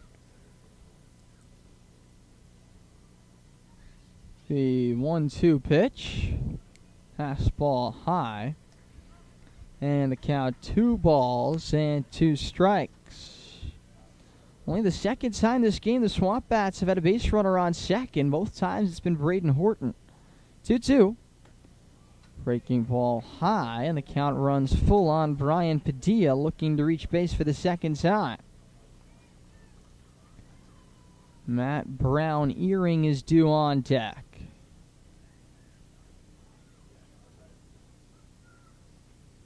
Payoff pitch.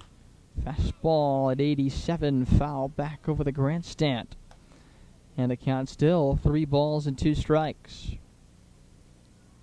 Nice cool night for baseball under the clouds. Sun, moon poking out a little bit this evening. Pitch. Pops up right side of the infield. Crossing into foul ground is Sharkey. Makes a catch to first baseman to retire the side. For the SwampBats in the 7th.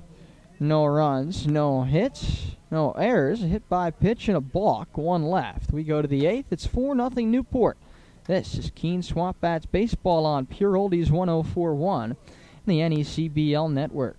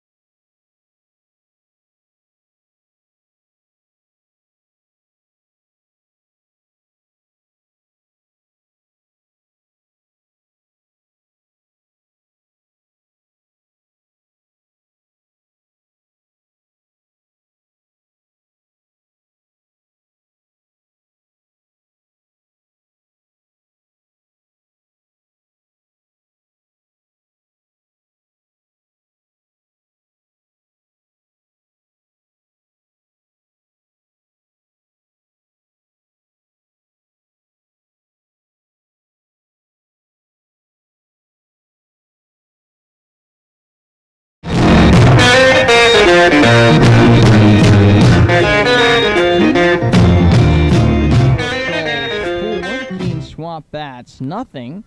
Showing a white, Quentin Pelzel with you as we head to the top of the 8th inning. Tyler Tornberg, who's been very good so far. 2 innings, giving up just the 1 run. Coming in for Spencer Dessart, who relieved Dylan King, who went 4 innings in the start for the SwampBats. Colton Freeman leads off the visiting 8th and swings at a breaking ball low. Count 0-1. 7, 8, and 9 for Newport. Right now, the pitch. Down and away. 1 ball and 1 strike. Gulls 4, SwampBats nothing. Newport got 3 in the 4th, 1 in the 7th in this game. A 1-1 from Tornberg. taken for called strike. And it's 1-2. Freeman 0 for 2 with a sacrifice fly. A 1-2 delivery on the ground to third. Livermore plays the high hop, throws across the diamond in time. 1 man away. Sends up the very good defensive third baseman Noah Smith, who's 0 for 3 at the plate.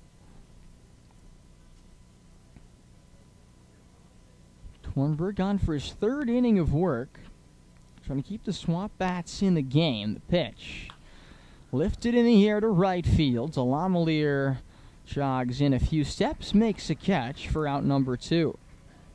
And Jonah, you mentioned this long stretch of games for the SwampBats in such a short amount of time. Tornberg out there, out of the bullpen, giving the SwampBats 3 innings at least now. I mean, even though he's given up a run, he's pitched effectively. He's kept the SwampBats in the game, and he provides the bullpen much-needed relief. Yeah, that's going to be a theme coming up in these next several games for the Bats. Line drive, stopped by Livermore, the third baseman, picked up by Mumaw, throws wildly to first, and Horton off the bag to make the catch. Should be an infield hit for Jacob Burley, who's now aboard for the third time. Hard grounder to third. Livermore dove, stopped it after it hit the ground. It bounded over to Mumaw, the shortstop, who tried to make a play, but there was none to be made. Yeah, that almost was a heck of a play made by the left side of the infield of the SwampBats.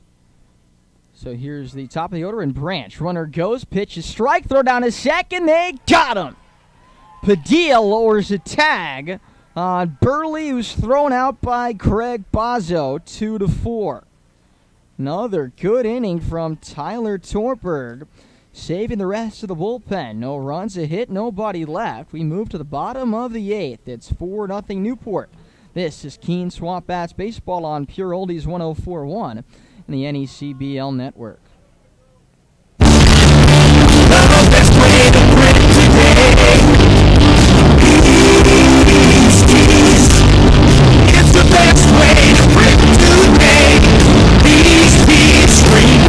Hey, this is Tim Pitt from BST Screen Printing, open at 117 Main Street in Keene, New Hampshire. We print on all types of apparel, from t-shirts to sweatshirts and promotional items like tote bags and mugs. Not only do we have competitive pricing, but we don't charge any screen or setup fees. We offer quick quality screen printing and embroidery at prices you can afford. We can print your design or come up with something unique. Have your own shirts? Bring them in and we can print them too. Next time you're in the market for apparel for your club, team, or business, check out BSTs at 117 Main Street in Keene. Visit us online at bsts.com. That's BEEZETs.com. We really are the best way to print today. The best way to print today. It's the best way to print today.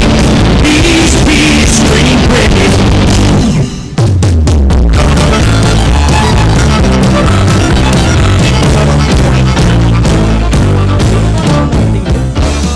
A new pitcher into this game. Yeah, the right-hander Nick Boyle from Xavier University, making his third appearance of the season.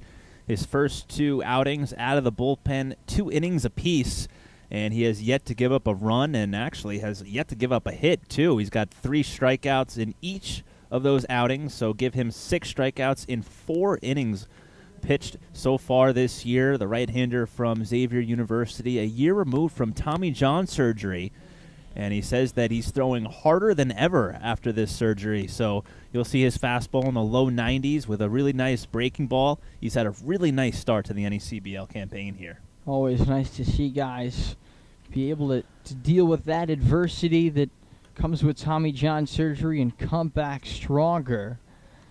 SwampBats will have a pitcher coming back from Tommy John later this season. Peter Haas, a local Keene High School player, will come to the team and pitch in July.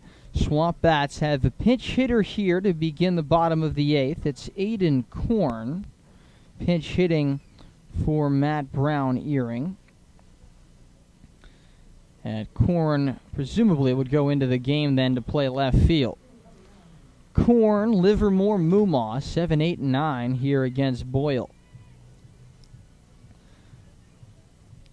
4-0 Gulls, bottom of the 8th. Overhead windup in the first pitch from Boyle. Hard fastball at 94 miles an hour. Swung on and missed strike one.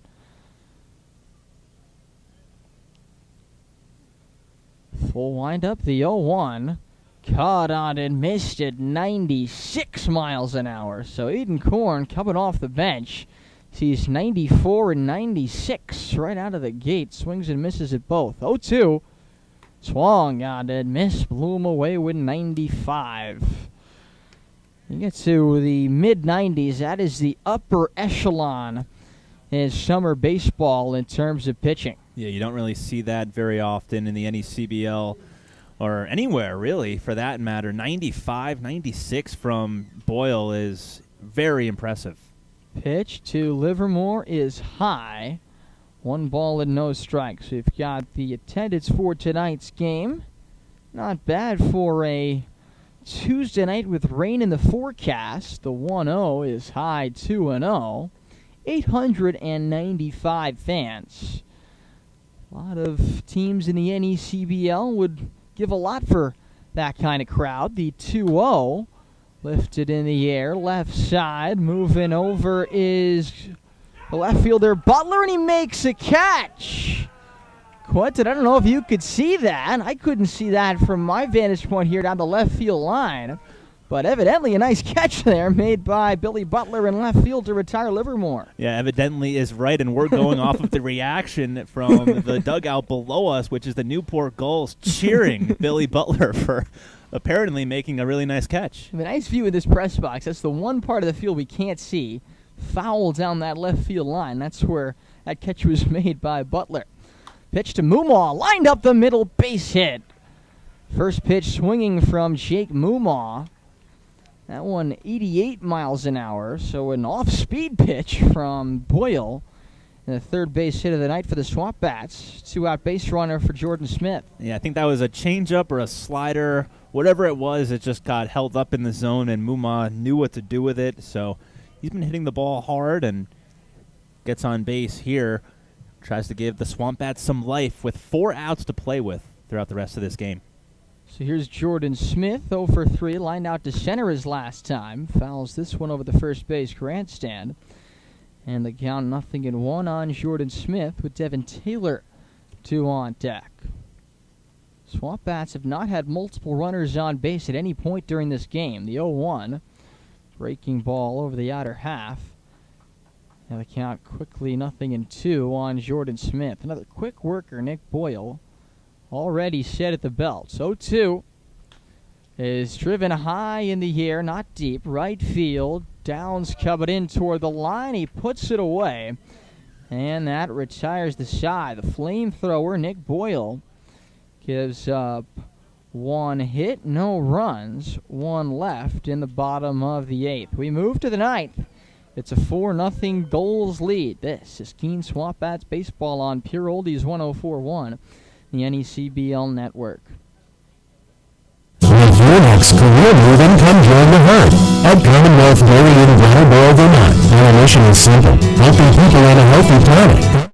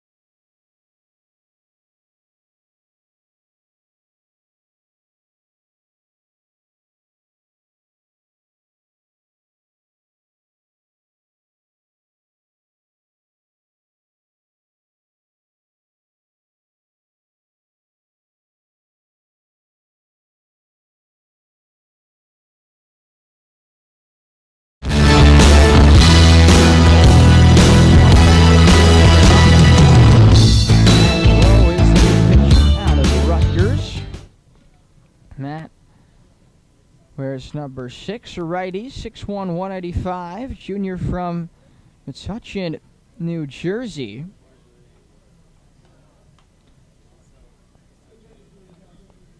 And Rowe on the season, 4 1/3, 5 hits, 4 runs, 3 earned, 3 walks, 5 strikeouts. No record, a 6.23 ERA. His last outing was his best of the season, pitched 2 2/3, and didn't allow an earned run.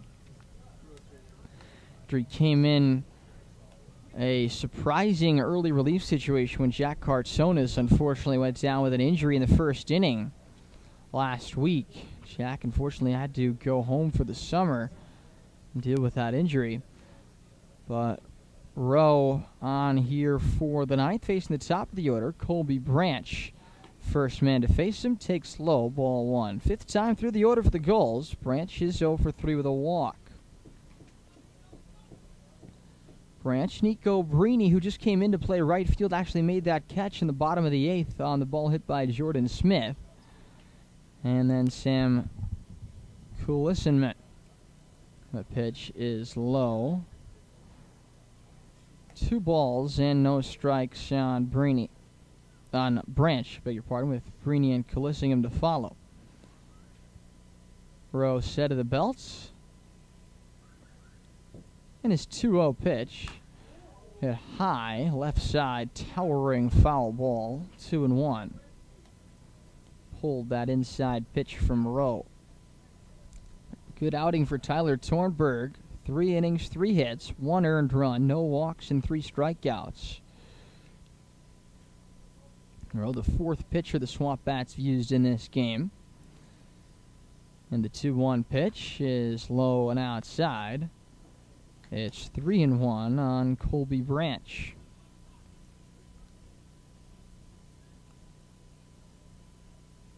Steps in. Rowe takes a breath, the 3-1. Taken, low, ball 4. Might have been a little bit outside. That's the 6th walk of the game allowed by SwampBats pitching.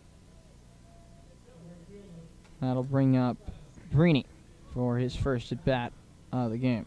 And Brini, he got off to a slow start this year, but over the past few games, he's starting to get it going. So it's a good sign if you're a Newport Gulls fan watching at home. A lot of these players who started off the year slumping just a little bit have now turned it around. It looks like they've adjusted to the wood bats, and they're starting to hit the ball hard as we get to the middle of the summer.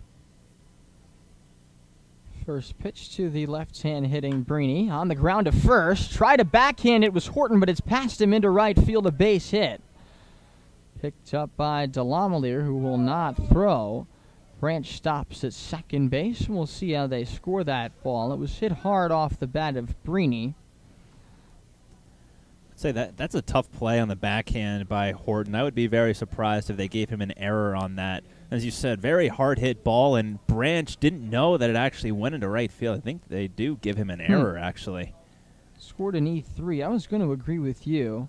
Can see a case for both. It did go off his glove. I think that one could have gone either way, but scored an E3 as Bazo goes out to chat with Matt Rowe. First and second, no one out. Now Sam Kulisenman at the plate. He's 1 for 3 with a base hit and a run scored. 4-0 Gulls. 2 on, nobody out in the top of the ninth.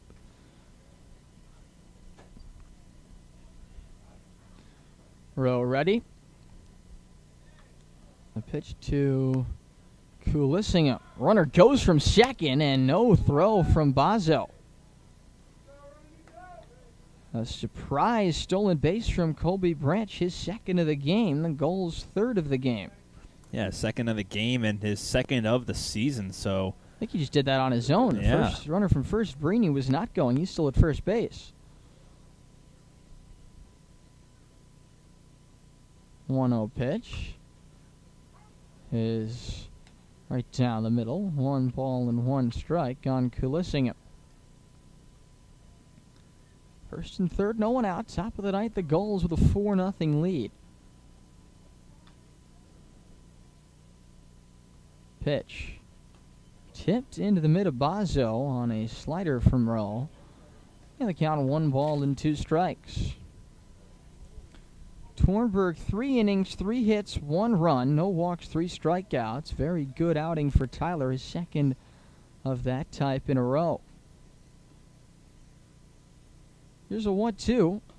Down and away, 2-2. Colissingham's got a notably upright stance. He stands tall right at the back of the batter's box, hardly bending his knees at all, and his feet are very close together. Interesting looking batting stance. Casual almost.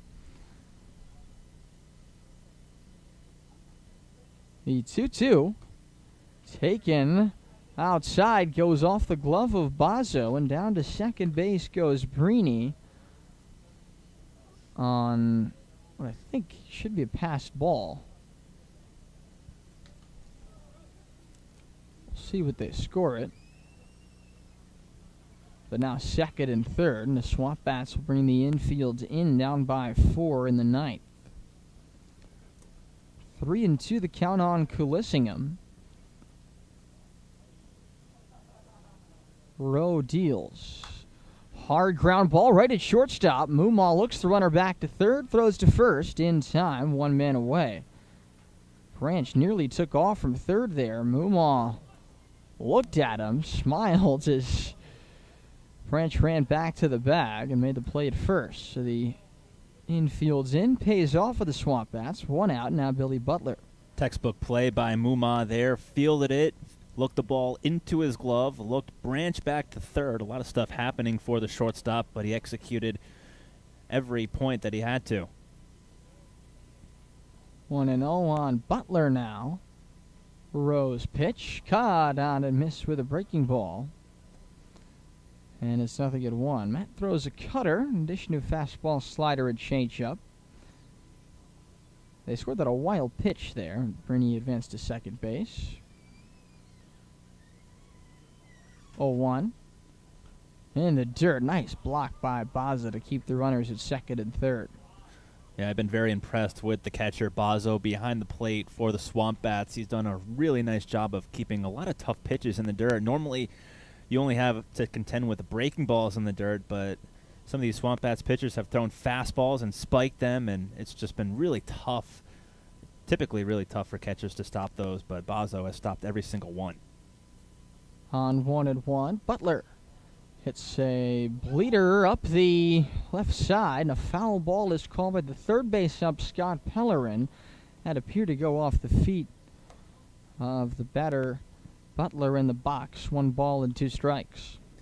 Yeah, I think the home plate umpire was kind of confused, but as you can see, for the people watching on the NECBL broadcast network, Butler kind of mulling around the on-deck circle, or home plate, the area, as it did hit him in that foot. Takes a little bit to shake it off. Infield still in with 1 out, second and third. 1-2 pitch. Breaking ball, down and away. Bozzo goes and gets it. 2-2. 4-0 Gulls, top of the ninth.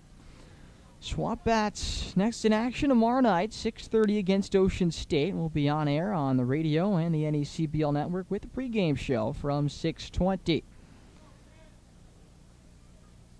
2-2 to Butler. Breaking ball, another block by Bozzo, who is getting his work in. 3-2.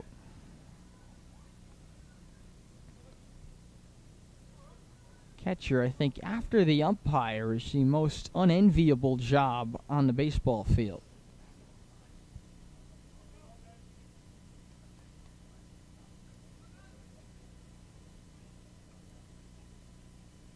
Three-two on the way. In the dirt, that goes past Bozzo, and that'll score a run. It's ball 4. Nothing Greg could do there. Branch scores from third. Brini moves to third. And it's a walk for Butler.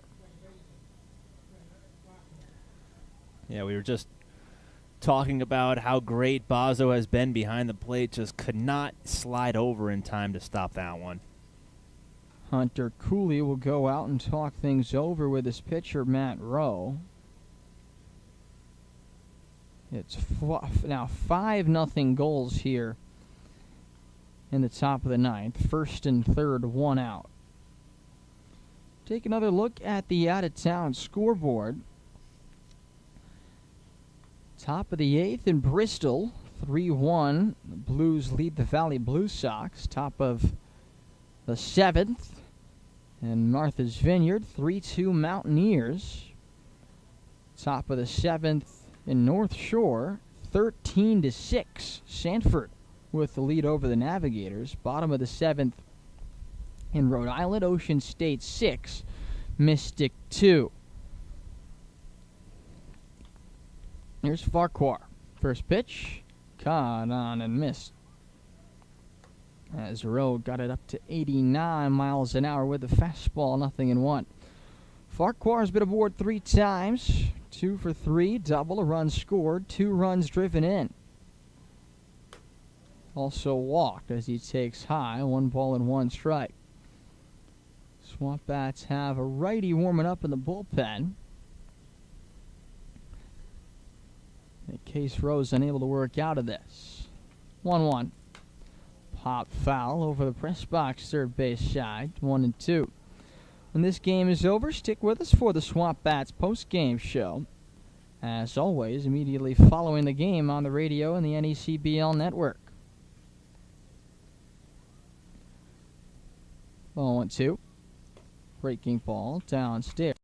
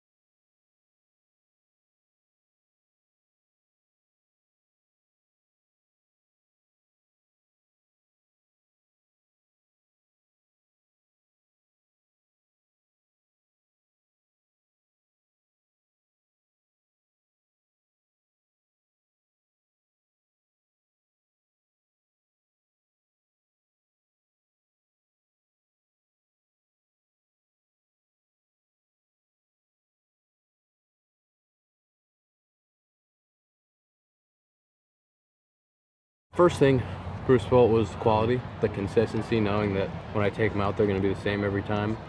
And the second was to be able to see kids all over the country wearing the gloves that I designed. That's one of the coolest parts of this.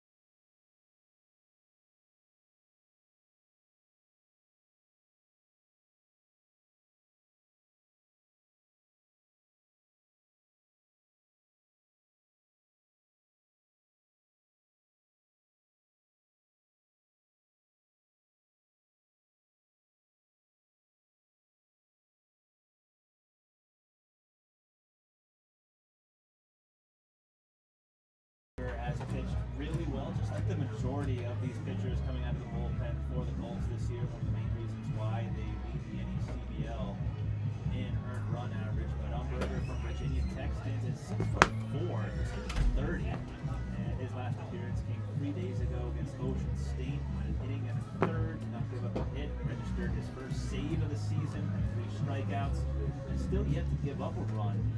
2 games pitched, 5 strikeouts, and 2 1/3 for Umberger. Devin Taylor, Blake Delamelier, and Braden Horton due up for the SwampBats, who trail 9-0 entering the final round tonight. SwampBats will be back in action tomorrow as they embark on a stretch of 9 games in 7 days.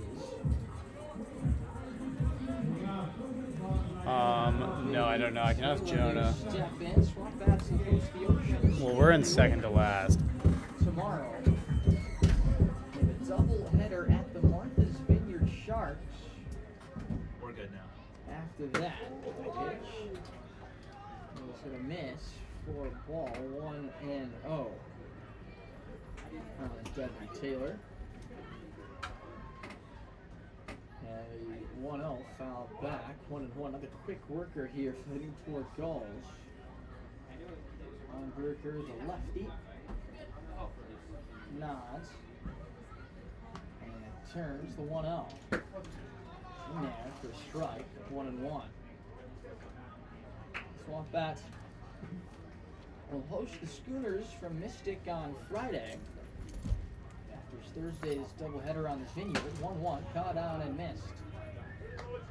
And that is strike 3 there.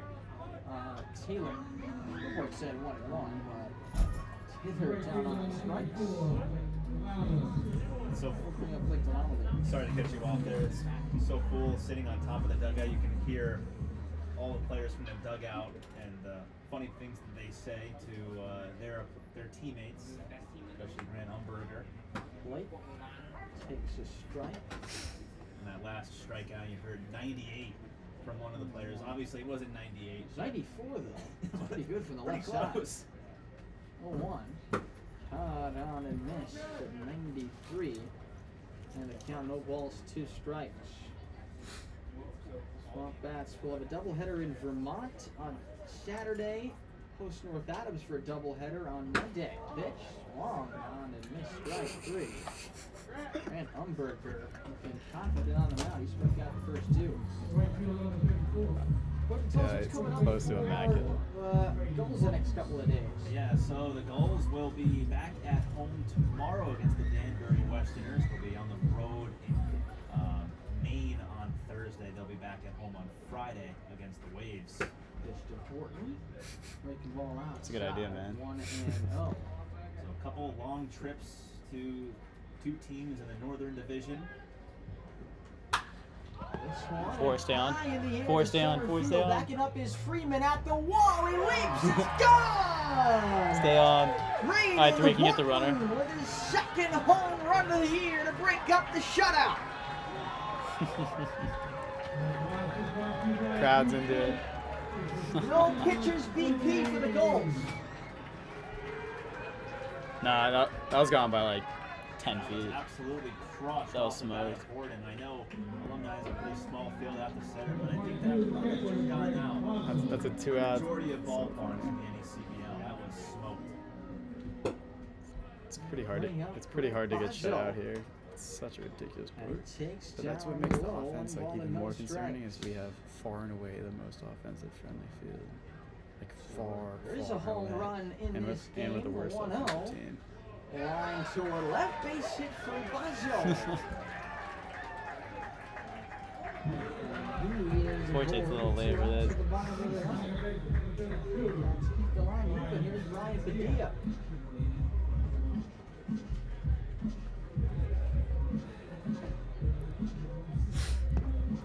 Conversation now for Umberger. To have the 1-2-3 ninth he had in mind.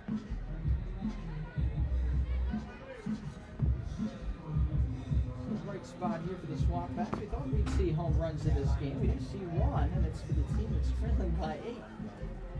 SwampBats get on the board via the long ball. Everybody Fun with his second homer of the year, his third RBI. So here is Brian Padilla.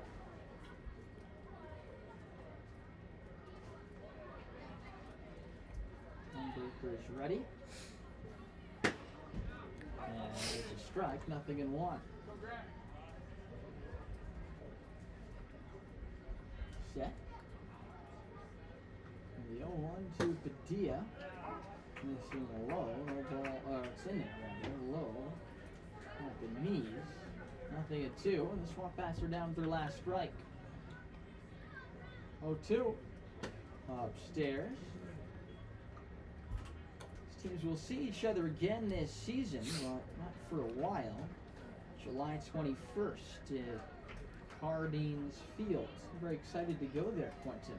Historic field. Got there down in Newport. Pitch is high. 2-2 on Padilla. Yeah, it's a pretty nice setup down there. Very historic. A lot of history at Cardines Field, and of course Newport in the summertime. Very, very pleasant. 2-2. Fouled off over the grandstand. Still 2 balls and 2 strikes. A couple of us hit the SwampBats. We're thinking about taking the day in Newport, making the day out of it. Looking forward to that. In 2-2. Swung on Stay on at here, strike 3, and the ball game is over. Umberger, after the home run, does come back to strike out the side in the ninth. For the SwampBats, 1 run on 2 hits. No errors. And 1 man left on breaks. Braden Horton breaks up the shutout with a 2-out home run. That's all the SwampBats get. 9-1 the final. Gulls beat the SwampBats. Back to the post-game show next. Is 1041 and the NECBL Network. All right, you guys can both leave it just like that. We're going to.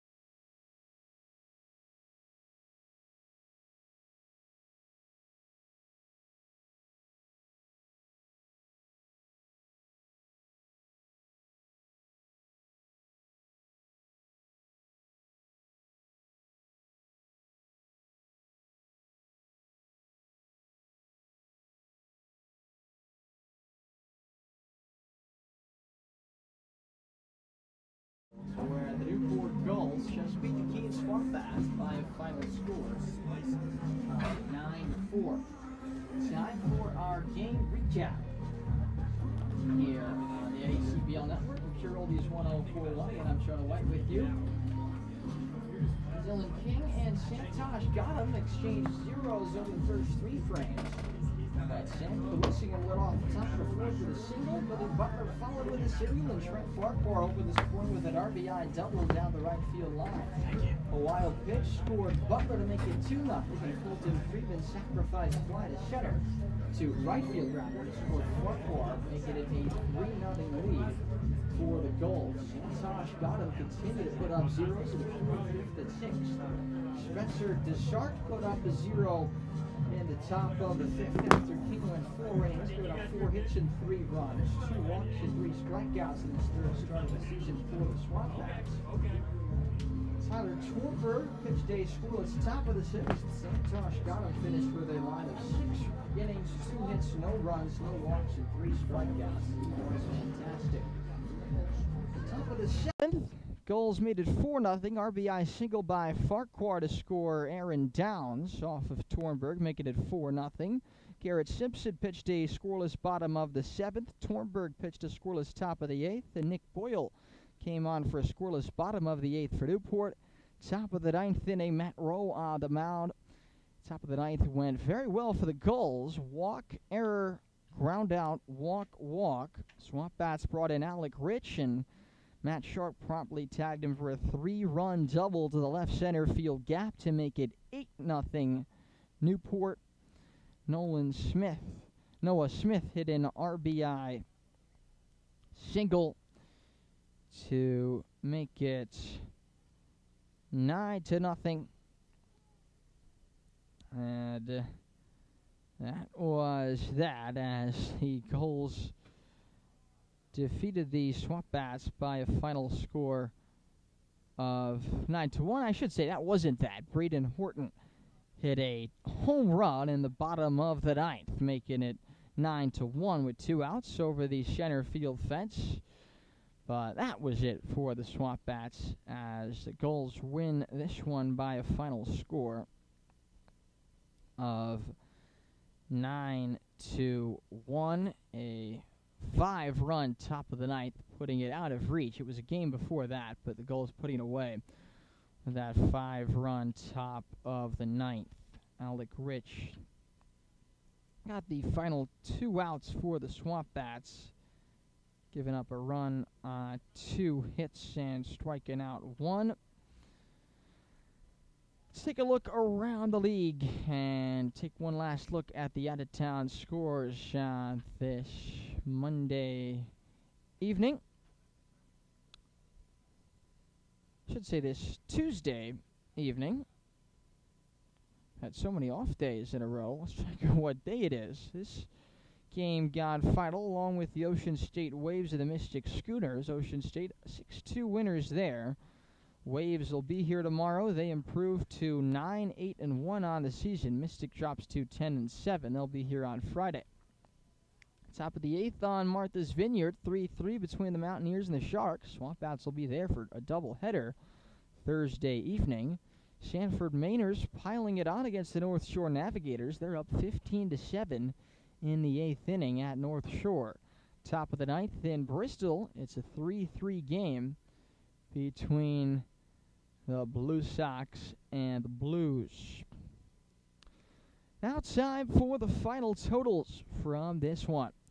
For the Gulls, 9 runs on 10 hits, no errors, and 8 men left on base. For the SwampBats, 1 run on 5 hits, 1 error, and 5 men left on base. The winning pitcher was Santosh Gautam. He improves to 2-0. Losing pitcher is Dylan King. He drops to 1-1. Attendance, 895. Time of the game, 2 hours and 38 minutes. The next broadcast on Pure Oldies 1041 and on the NECBL Network will be tomorrow night. First pitch, 6:30 against the Ocean State Waves. Right here from Alumni Field, we'll be on the air with a pregame show from 6:20. For Quentin Pelzel, producer-engineer in the studio, Forrest Sundstrom in the booth for the NECBL Network. Steve Pierce, and Colin Quinn, I'm Jonah White saying so long from Alumni Fields in Keene. And thank you very much for joining us on this Tuesday night. Once again, the final score, the Newport Gulls 9 and the Keene SwampBats 1. This has been Keene SwampBats Baseball on Pure Oldies 104.1 and the NECBL Network. You have been watching a presentation of the Keene SwampBats on the NECBL Network.